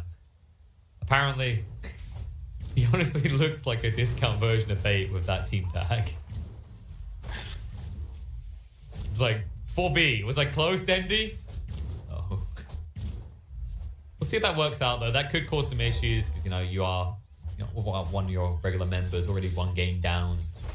Luckily, they picked the simple hero. I feel like Ench is kind of that cookie cutter 5 in a lot of cases. Yeah, Ench is like the support you pick to salvage lanes, right? Like it's so hard to lane against Ench. And they already forced the salve out of Google as well. Nice arrow though. Problem is creeps in the way. Still pretty good damage. Like Enchantress has a pretty small HP pool, so any harass that she takes is pretty big, especially when she doesn't have the regen yet. Went for the Wraith Band. A little bit different. I feel like we sometimes see the Bracer maybe. Most of the time it's that there's branches into tangos. DP having a really good start in mid here. First few waves. I wonder if it's meant to be this harsh for Kasani. I guess like Refraction doesn't have many charges, and once those are gone, this is a hard hitting hero. Yeah, and the range as well, right? Like the same range as Lina. Yeah. 600 attack range. Oh, managed to kill the healing ward. Funny. It's a nice bonus. He looks a little bit of gold. He needs what he can get because he's already got 4 denies and naive. A little discovering why battery assault level 1 is pretty lame. And now he might pay a price. Spin, TP away, all the way back to base, which means you're leaving Funnick here alone. Good part of this is that the Jug is out of mana, so they can start pressuring the Jug a bit more because he doesn't have healing ward. Managed to cancel the pool as well, which is pretty big. The rough part could be the fact that, J4, he has got the Mango and the Clary coming out, so likely he holds onto that Mango. If they see an opportunity at free, you've got a level 2 Blade Fury, which should easily find a kill onto a hero like Bill. Oh, Cheshire Cat being forced to TP to the tower. Doesn't have the most regen. No, he's looking a little bit limp here. He's at least got the Bracer plus 4 tangos. You could easily use the branch, so he should be okay to stay in this lane, especially considering Gilgor is keeping no fear away from him. Yeah, and Gilbert buying the solve probably helped Cheshire Cat stay in the lane. He's like, goes, yo, Gilga, you can arrow creeps. Go get gold, give me gold, thumbs up. Good teamwork. And you can see that they didn't block the hard camp this time because like Mirana can use this to arrow and get a slight level advantage in the lane, which is pretty nice. And No Fear can't really use that to his benefit because if he enchants a creep, well, guess what? There's an arrow coming for it. Looks like you brought the gold to Gilga. Oh, the courier. And they get it. He didn't get his item either. Yeah, that's no chainmail for you, and that's like an item you desperately need in this lane, so. Yep, especially with the level 2 bash now. Cheshire Cat trying to move away. Forces out the rage pretty early. Meanwhile, Bane in the bot lane will be brought down. Cheshire Cat trying to move away, but the top lane is too much. Has to salve just to stay alive, but that's going to probably be a walk back. Or is it? His courier's coming. Okay, there's no regen on it. Hey, that's not true. He's going to get 0.6 HP regen from that mango. What a lad. Unexpected pick on the bot lane, though, as it looks like Hellraisers were able to make that move off the back of the level 3 battery, or level 2 battery, rather. Yeah, it looks like J4 just got caught slightly out of position. And once that happens, it's quite easy for them to kill because power shot does a lot of damage. Pretty spooky.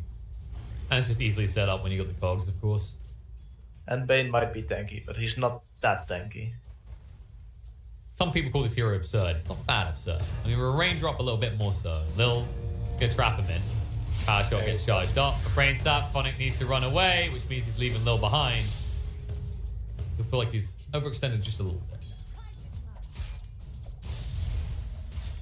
We'll still get the runes though. Meanwhile, top, I do believe Gilga was able to get his hands on both. Yeah, Mio was able to bottle the other rune.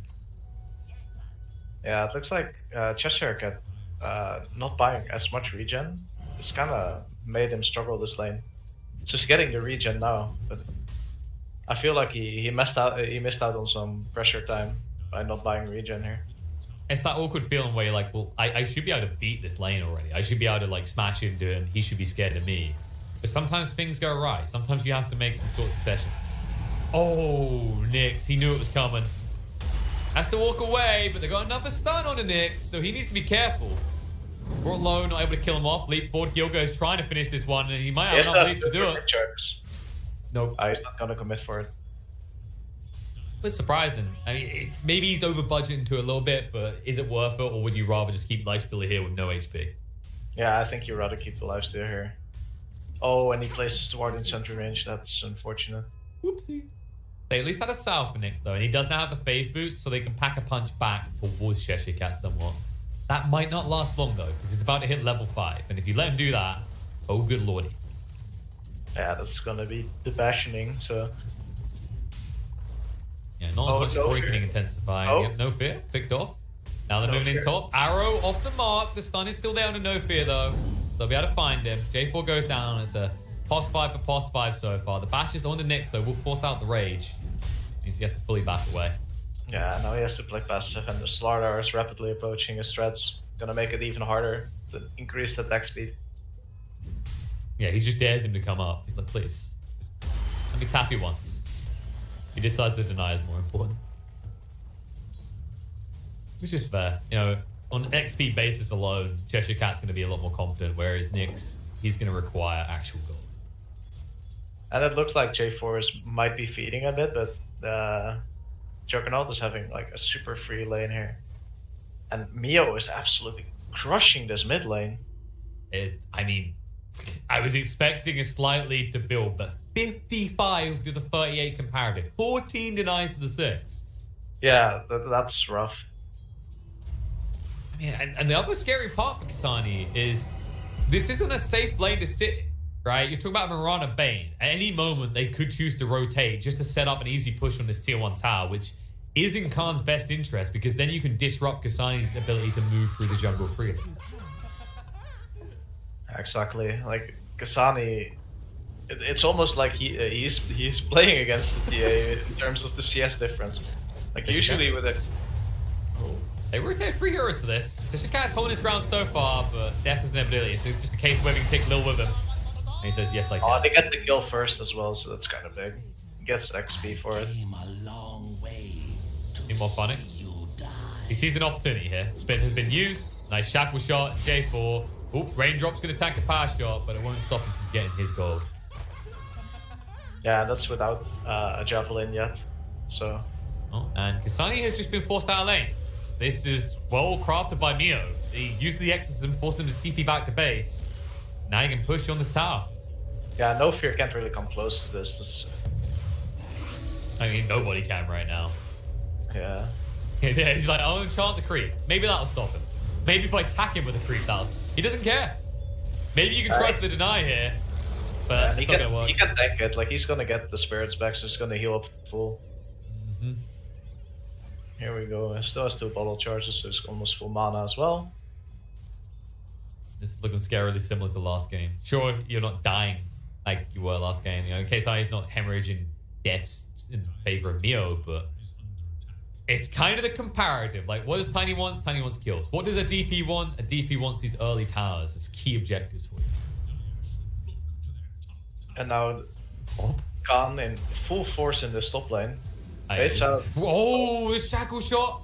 Not long lasting though. This isn't a support Wind Ranger. Now he needs to get out of here quick.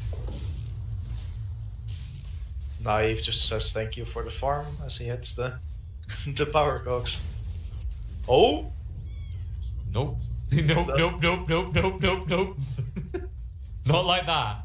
And they'll be able to get the tower as well because the catapult's been doing all the work for them. Meanwhile, J4 is just contemplating life in the bushes. Why did I come here? Why am I dead? Why is the world a mean place? TP in 2 seconds, please. I think but they got the root. He knows he's dead. Yeah, the root changes things. He didn't use his TP, which is good then actually. I really hope they let the boy Gilger have. I hope Gilger lets J4 have the book because he desperately needs it. He's like, I don't know. I see you need it, but Starstorm's really good for farm. They should let him have it though. Oh no, just look at that. That is brotherly love right there. You know, we are teammates. He says, "I'll buy it for you and give it to you." Oh, while that's happening, they're giving someone else to slaughter. And that's just the engine, the clock. That's a pretty big pickoff to get on the Slardar. It was kind of rapidly approaching his blink, so they're gonna They're gonna find some revenge. Arrow into Phonic's face. Naive will roleplay a Beyblade. They'll get a kill. Pretty good pickoff. Gilger's gonna be happy with that gold. Because Gilger, he's like, dude, I just brought you that tone. I think I deserve the kill, okay? Would have been nice to give it to Naive, but I don't think there's too much pressure on the farmer side of things. Like, he's doing reasonably well, and they know they can kind of rely on Mio for at least a few more minutes to carry this game on his shoulders. The Mio special, I would say. Yeah, Slardar deciding to change up his build, decides to queue up the Force Staff. Pretty wise call against this Clockwork hero, usually. It's a lot as well, like the Wind Ranger factor allows you to get in or out instead of being kited around while she just pews right at your face with a little bow. It's a DD. I think it's maybe too early for Roche. I say that, if they use the Exorcism, there is a big objective here for Khan. No, I don't think they want to commit the Exorcism yet. I think they're waiting for level 2 Exorcism. Yeah. But they will give the DD to Mio. There's still the potential they go in the pit with level 2 Exorcism, especially with the Corrosive Haze. But there's no pressure. They have to be careful of the fact that there is a Clockwork on the other side. I would like to see Gilbert get a medallion or something to help the DP. I'm wondering if like that, or maybe he just goes for Yule so he can set up his own stunts and then you have more overall control. That's the other build we do see a lot. Yeah, I do like the idea of medallion. Speaking of Gilga, this is an ambitious attempt at a kill. Oh, it hits the arrow. Oh. Pretty stylish. Like, what up? Stun on the side. No fear trying to cover their escape. But Nyx is in no man's land and Cheshire Cat is here to deal with that. Infest will allow him to get away quickly as Lil's a speedy little boy. They still have the grip. Can't reach though. Yeah. That's the ridiculous part about Infest these days. Like, oh, I was just a measly 300x hero, but now look at me speed around the map. And that only gets more annoying as he levels it up and you get more movement speed bonuses. Both teams kind of like the vision of Hellraisers is really good right now. Like they see almost everything, whereas Khan is just kind of lacking in vision. I think that's partly to do with this Spain just having like one of the roughest games you can have as a post 5 Bane. I don't usually think of Banes as having a rough game before the 20-minute mark at least. You're not wrong there. They're trying to make it look on the up. They're considering Roche. They're lurking around. I think they need a pick before they consider going into that pit though. Yeah, probably. I guess they can. They got the DD ready. Full Yules complete on the DP. And they got the haste, so if they get engaged, they can actually instantly chase down whoever arrives. They got healing ward as well. This is a pretty fast Roche, actually. This is a pretty dirty Roche lineup, actually. It's one of those things we didn't highlight as much, because it's kind of obvious when you talk about Slardar. Something that sometimes slips your mind about Juggernaut, you know, ever since we stopped seeing the ridiculous Mask of Madness early Roches from a few years back. Well, it's formidable. And with If they that, managed to get a play with this exorcism still running, that's like the epitome of efficiency right there. I mean, Hellraisers, they know the exorcism has to be running out soon, so they're smoked up. They're looking to actually punish this choice by Khan. Cheshire Cat. Cheshire Cat. Oh, Shackle shot on the mark. Phonics so fast, stunning anyone and everyone. And even though he's in the river, Cheshire Cat not able to run away quick enough. Quick pick, transition into a mid push. Very easily with the Deso as well. And look at Lil's placement. Gil's like, hold up. What's he doing here? Silence on to 3 heroes. Mio says, get the hell out, my lord. Chase down Kaysani, trying to escape. Yules to slow him down, though. Naive moving in. He's warming up his zombie slash arm. Decides to get it. Mio goes deep with the haste rune. Just juking and jiving around them. That was a lot of damage. Lil is still deep, by the way. Arrow again. Gil is like, what the hell are you doing? Get out of our neighborhood!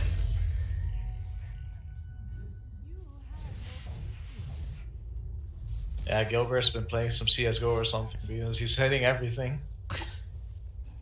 AIM Labs, 8 hours a day, 10 days a week. Clicking heads right there. I mean, I don't see the problem. It's so easy, right? Twitch chat has told me 100 times. Just hit your arrows, lol. Yeah, so basically you become a great Mirana player if you're good at CSGO because both projectiles go in straight lines, right? This makes sense. I mean, it's just clicking on the screen. I don't know why you're complicating this, Marino. God. Yeah, exactly. Like, how hard can it be? I feel like Naive is kind of struggling in this game, though. Like, he's 1k net worth behind on the lifestealer right now. It feels like there's a lack of fights, right? Like, I don't think we've seen him Omni/1 so far. You know, there wasn't an opportunity in the lane because you're against a Wind Ranger, and then these other heroes aren't the easiest of pickings, and Hellraisers have kind of been retracted. They're not really looking for an outright direct fight. Nyx has his Sanj complete, heading towards that S and Y. Understandable, you weren't going to ever see a Deso. That's always the TA's territory. Yeah, I would like to see him make a play with the TA Blink. Looks like they're going to connect together now. Maybe they'll go for Infest pick. I feel like Infest has kind of changed in its overall use. We occasionally see these bomb plays, but most of the time, it's something that gets saved from midway in the fight. Whether it's a cut and run or a clutch save because of that health boost you give over.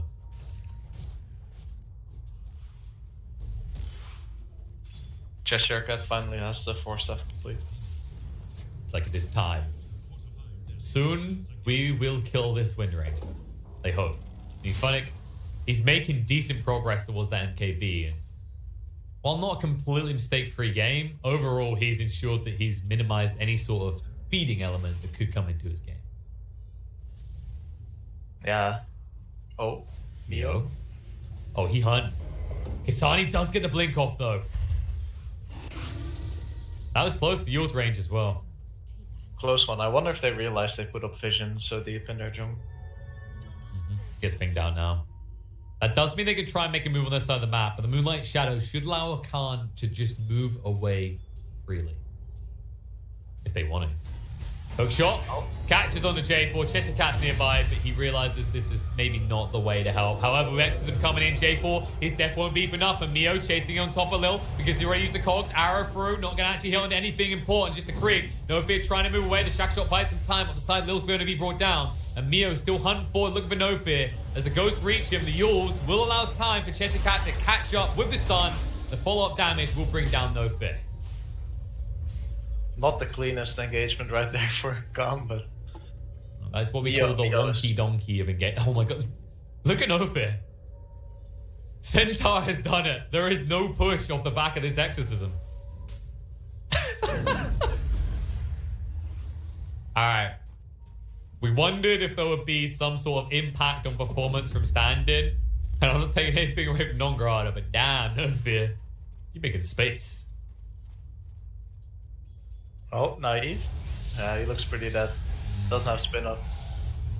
Oh, only slash. Buys enough time for reinforcements to arrive. Kasai looking to move away, but he's staying on top and needs to retreat now. Melt damage coming out. Yours though, now they can counter-attack into this. It means the arrow's going to be dodged, but the silence out with the slows as well. Keeping on top of Kasani. They're trying to get reinforcements there. The Aegis has been taken away. Mio needs to be careful. This could backfire. Cheshire Cat trying to arrive, gets interrupted, trying to get in though. Not able to do it. The enchant stopped the 4-star forward as it got dispelled. Which means that they might be able to get away with this. They're going to come out now and arrive in the face of Mio with the stun. Trying to move in. No fear goes too deep. Gives his life over the Fiend's Grip. Now Nyx fights off more than he can chew. What looked like a clean getaway for Hellraisers. What looked like it was such a smooth move from No Fear ends up being a free for nothing in favor of Khan. Absolute disaster for... I mean, they don't have anything to deal with Mio. You can just run at them. Like, he doesn't have to stop for anything, especially once he has the Shivas up. Like, this lifesteal is gonna really struggle because his lifesteal is gonna get reduced by the aura from the Shivas. I mean, the Bathlon parters, they were out, right? They were just clean out. Nyx's choice to go back in. I mean, maybe he's been appreciating No Fear's performance like we have, and he didn't want to see him die, because that was definitely a wait for me. I'll see you on the other side moment.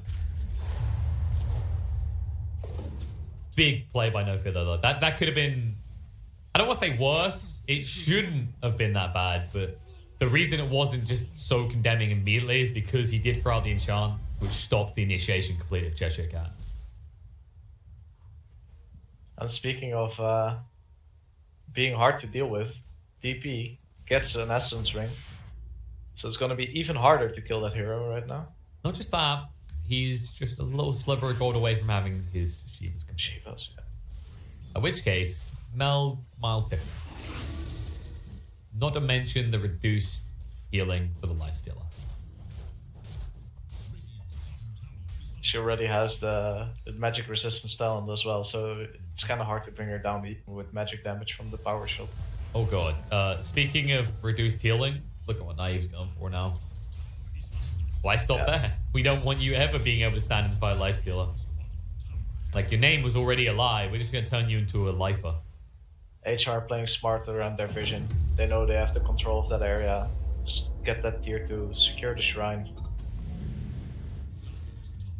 Meanwhile, Khan will just play on your side, get that tier 2.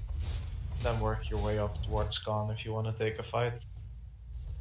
It's tough though. Like, they still haven't got this MKB complete. Last fight really kind of stemmed the progression here. It makes you wonder, like, what's your item otherwise? I mean, Sanjin Yasha is nice, but not enough. BKB is still some way off. It feels like they're just waiting on Funix item.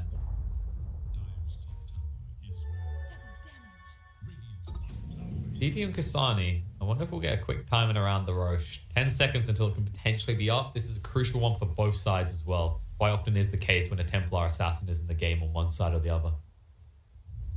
TA hasn't been accelerating though.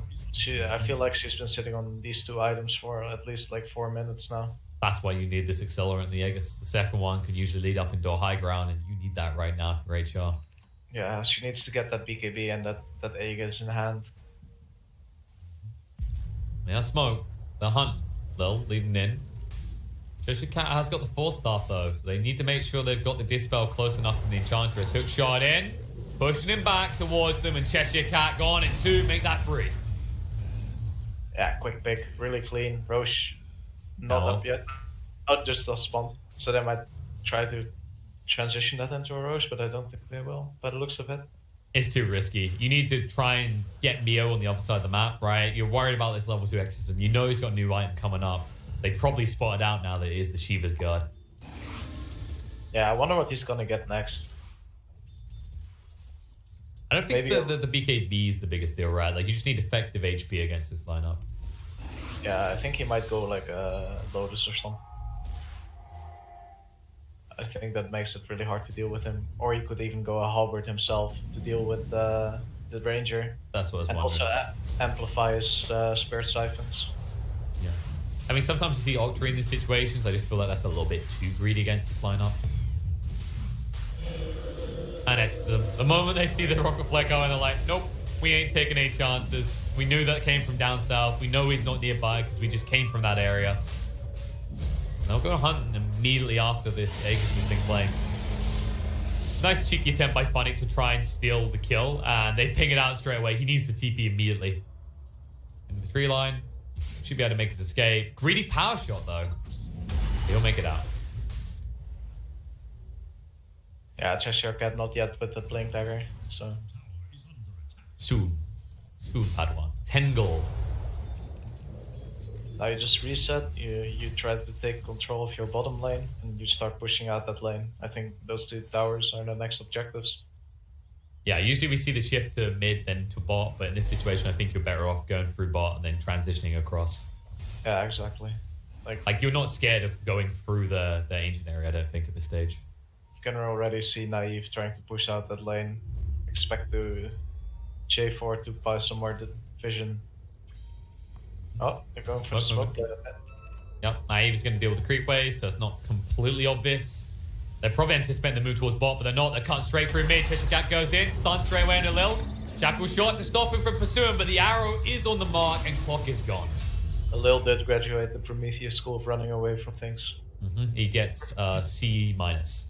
Yeah. Because although he did run away the way we taught him, he could have maybe ran further before dying. Run as fast as your little legs can carry a robot, man. I think you already see Gyogo's going to cheekily cut this wave. It's like, where do you think you're going, little creepies? No. We don't want them keeping that bot lane pushed out. Oh, no. We'll be coming for that soon. Alright, J4 is going to prep the bot push, it seems. No, I think he's warming up his wavy arms. You know the ones. We've seen them time and time again. Cheshire Cat. They're TPing in. They're bringing the clock. They're trying to punish Cheshire Cat here. They hook shot across. They see Bane. They separate from the fight. Cheshire Cat needs reinforcements. This kill is not quick enough. Mio's arriving. They need to get out with the Infest to run away, but Enchantress is not as fast as other targets. They're TPing in, trickling in one by one. Bane moving away. Nice power shot from Funnick. Does connect with the target. Mio needs to back away. Cheshire Cat on the back line in trouble as Nick tries to run him down, but Guardian Goose will be able to heal him up. No fear. Running in like a man with exactly that. Not a fear in the world, because dead people don't have those. Oh, Mio's courier got killed with his second play mail for the Lotus Orb. The AC, actually. Okay. That makes sense, right? Because we mentioned earlier the Jug, he's not accelerating necessarily as quickly as you might like to see. This amplifies him, and it justifies his stat padded build. Yeah. It's basically just enabling the Jug to deal more damage. They're going to get... Speaking of stats, I would like to see him pad his kills a bit here. I mean, he's got 5 assists. He does get a participation medal, but so far for CIS Dota, looking at the kill score right now. They're getting techies by the TA. What a fun hero. Love that element of this hero. You know, when I saw the axe change, I thought maybe, just maybe, we'll see an interesting use for traps, but no. Sometimes it's just the most awful thing you can think of. I mean, what, like a Wind Ranger? That's what Gilga's thinking about now. Why? Why this hero in game? Why focus fire thing? Yep. Got that MKB complete, can pretty much solo kill, like, I think he can solo kill the Jug if he gets a shackle, maybe, even. It's a little bit challenging. Yeah. I mean, it's a 33 armor hero. Maybe if Kasani's helping him as well. Like, I think the argument going for is if everyone's trying to kill Jug, maybe, but then we have to be fair and say, well, they have Slaughter. So that's going to backfire quickly. Lifesteal almost has his own AC. I think Lil is just about out. As said, AC closed in by Nyx. Will amplify a lot of the damage Kasani deals in these fights as well. Who is going for the Nullifier next? He's got a lot of mobility because he did go for the Hurricane Pike. And that is a DD. Oh, they get the Paladin sword on Death Prophet. Oh, he takes no, he wants the Craggy Cut. It's way too good in this game, right? Especially seeing as you lost your plate now. Yeah, exactly. And then especially once he gets that AC up as well, he's gonna be so hard to kill. Especially if he gets a heart or something in the end, or even the Octarine Core. The interesting part is, yeah, Jug is going to take it. I was wondering, instead of just passing it over to him while he's standing nearby, he sent it back to base first, like any true pub player would do to another pub player. Like, you want it? Work for it. They managed to get the bot lane now, so then probably the next objective is going to be Roche again. Aegis is out, so... They're going high ground. They still got the DD running. Screw back all they say. The TP's a force, which means they'll look to retreat. Neo chasing in, though, under the moves of a Moonlight Shadow. No fear. Uh-oh. He should be afraid. No fear. Remember, dead people, they don't have no fears. They don't tell no tales. But they will waste a lot of time. And the TP out will be interrupted. Cheshire Cat's had enough of these shenanigans. So we got him. He can't go anywhere. How long is this going to take? I've got like an orthodontist appointment in 20 minutes. Jug is getting there now. He is overtaking the lifestealer and net worth. Heading towards that butterfly. Jack shot. They've got Mirana. Cheshire Cat says, I don't know you, dog. Oh! Oh, no! The procs, they're too good. Bonnet gets out. He's like, boost. Which is exactly what I left Mirana in. Yeah, but yeah, J4 picked up the gem, by the way, so... Ooh la la. I expect vision control to come out around the Roche in like the next few minutes. And I think they can just force it again with the DP ult. Yeah, and this is going to be the big one, right? Like, there's no outer towers, there's no outside objective for Khan at this stage.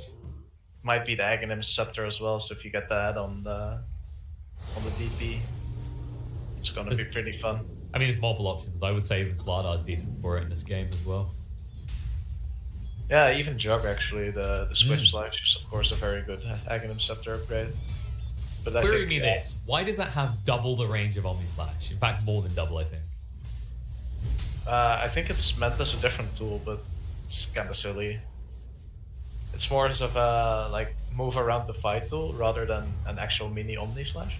That's true. I guess the way it really functions is it gives you the infinite Omni Slash, right? So it's kind of, you know how you have heroes who just build the Abyssal now because why build a Blink Dagger? It's kind of that item in some ways, if that makes sense. Like it gives you the initiation as well as giving you a secondary mini ult. The full AC now on Mio. He has a lot of armor. Just a bit. Yeah, it's an Agi hero, right? Oh wait, no. Jug's an Agi hero, and look at that armor. And she has the 400 health though now, so it's going to be extremely hard to take down. They have no magic damage on the side, almost no magic damage on the side of HR, so... This is why we highlight there's no need for a BKB from Neo in this game. Like, what are you worried about? Maybe a Shaku Shot, but... I think he actually wants them to throw spells on him. Hit me! Jesus. This little psychopath. He's like, I want you to beat me. DD top, by the way, and Roche might spawn. Minute out. This is where you just get a bottle. However, look at TA. Sunny wants this. He has got the Daedalus complete as well. They're baiting him, though, if he goes for it. Moving in. Initiation. Yours. Oh, no. And X to activate. Kasani has to stand and fight. Doesn't have a BKB because he went so greedy. And the chase up. Cheshire Cat gets on the high ground with the 4-star. Goodbye, TA. And they'll just move straight towards mid. No buyback. They can just go high ground with this. They have to take care of the traps, yeah. I mean, I'm just trying to think of that from the perspective Khan and the comms that probably went on. When, wait, watch out for his BKB. And they go, like, he doesn't... He has a Daedalus. All right, he definitely doesn't have buyback. Beat the crap out of them. Oh, and they forced the hook shot as well, so they can do this with like a little bit of exorcism left. Yeah, they. Get the tower, and it doesn't take long to get the additional objectives of the racks as well. And they're keeping an eye on Roche. They've got Bane's Courier in there.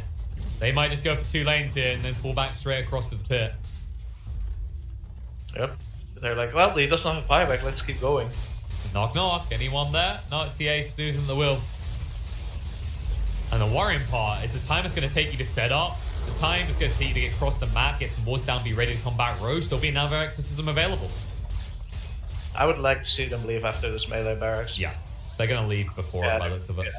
They understand. They see the way that Hellraisers are closing in. They're gaining confidence as the respawn time goes down. Shackle Shot, max range on Mio. But you don't have any damage. You need to run away right now. Do exactly that. However, no fears can be left behind. Arrow through almost catches them to Lil, but won't. Yeah, now you just back off. Lil's thinking about it. He's like, really? Come on, guys. There is no play, though. He's getting close to that Ags. He needs 800 gold. He's going to need it quick. I don't think he's going to get in time for this because Roche is up. Khan are aware fully. Yeah, and they're drawing lines to the bottom lane to start the split push, so they're not going to contest. And it's already gone. Refresher on the BP. Roche 3.0, the electric boogaloo of Khan. Cheese for Cheshire Cat as well. We mentioned like if there's an Ags, would they give it to him? Well, Cheese is going to achieve the same thing when he frontlines for them winning that base. And the exorcism up in 20. Oh, good lord. How are they going to kill him? Like, they don't have the damage to burst him, I think. They can't kill anyone on the cause on this team. They need to somehow get the support out of the way before they even use big abilities, big items. You see it. 600 gold off of the clockwork, but you're at least going to have to forfeit another melee racks before you have that Axe. Yeah, they have the defensive vision to cover them as well when they go for this push. Moving in, Shackle Shot, Cheshire Cat. He's got the cheese though, not the ideal target. Has the Heaven's Halberd as well. Funnick moving away. Mio chasing him with the Exorcism. The Shiva's got to slow down Funnick with the Silence Fall up as well. He's got Blink in a few seconds, but no chance to use it as they'll stay on top of him and kill him off. And now they can move back towards the base with the Exorcism still running. Now, about half duration left. They can just push out this mid lane and move towards spot. He goes. They're slowing him with the traps at least, but not enough. He's at least going to get the tower while the Exorcism is still active, and that's a level 3 Exorcism. So it's quite noticeable. Oh, back creeps. Yep, creeps coming into the mid. They're going to reach close enough, though, but they can now whittle away through the rest. Naive moves across. Easy arrow, easy kill. Buyback, double buyback. In fact, Phonic wants back in this fight. Cheshire Cat goes in. Nick's able to get the rage off, though. They turn around, they bring him down. It's almost a 2-pump there. Jug chased on 2 nets. Naive trying to move away. He has got the Aegis to play with. Doesn't want to give up too early. J4 trying to move away from this quick enough. Goes center to protect himself. Shackle Shot full up is good, though. Nix comes out to play once more. Mio the target. Trying to bring him down quick enough. Has the Exorcism to play with. Needs to get it out. Needs to get out quick. Grip. Thrown out. Gets interrupted. Nix trying to wail away. Let's get rid of the Aegis. Charging in. Mio knows he's got to be a man on fire. As he goes in deep, is enough to get Naive away, but that was not the play they were looking for off the back of so many resources. And Hellraisers, they keep their hopes alive as they rebuttal the forces of Khan. That was there were some big crits by Kasani there. When that Slardar went in, just almost 2-tapping 2 heroes with the Psyblades. But in the end, like they use almost everything on Khan, so that has to be like slightly spooky when you try to go for the high ground again. It's the ambitious move, right? Like you can see that confidence in Mio that can backfire, where he feels that there's definitely a play off the back of a refresher there. Maybe not respecting those crits you were talking about. I mean, that was more like Slardar meets Slardar as he just got pumped down with 0 armor by Kasani. Oh, good god. Yeah, it was kind of a really weird engagement.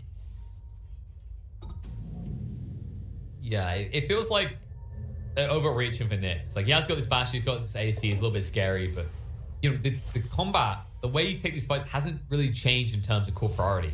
It's Kasani. Like, he has one defensive tool, and if he's stunned, he can't even use it. Speaking of LoL, he can't use anything, he's stunned right now. And he almost has the BKB on Kasani. He has it pretty much if he wants. But I think he wants to keep buyback right now. He gets the Prince just knife. Ooh. I mean, that's basically your meld hit bash, and he's getting close to 25. Yeah. Could still take that as well.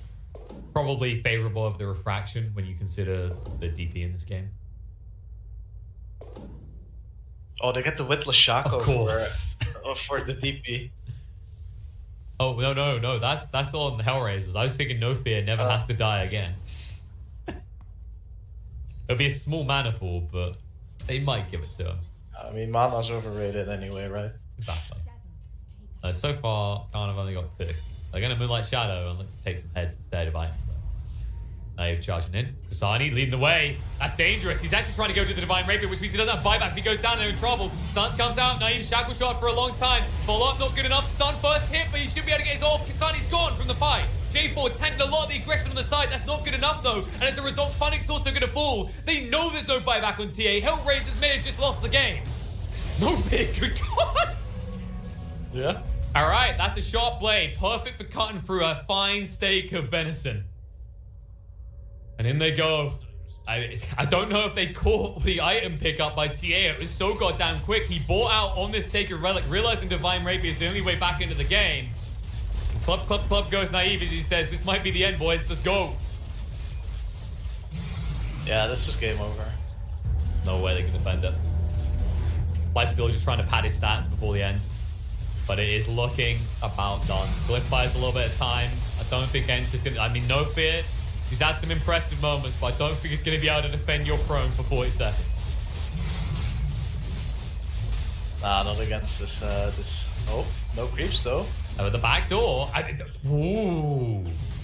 They might have the damage though. This is the concern. Oh, he has a Deso on me. Hook shot. They can't quite get him in. It's almost there, maybe, but he has to hold him inside. So now, Lil finds some time, but only for his own death. As the arrow follows through. Look at Mio. He's like, nope. I'm hitting that throne, baby. This game is done, and your chances of winning BTS Pro Series 3 is gone. As Khan eliminates Hellraisers from the competition. Not quite as clean as the last game, but still. Mio again. Really hitting his stride. Yeah, the confidence this guy plays with. I mean, Neo, I feel like I haven't really seen too much of this guy outside the last few months, but each time I see him, he leaves me wanting more. Yeah, and I think Khan just really played around their vision correctly as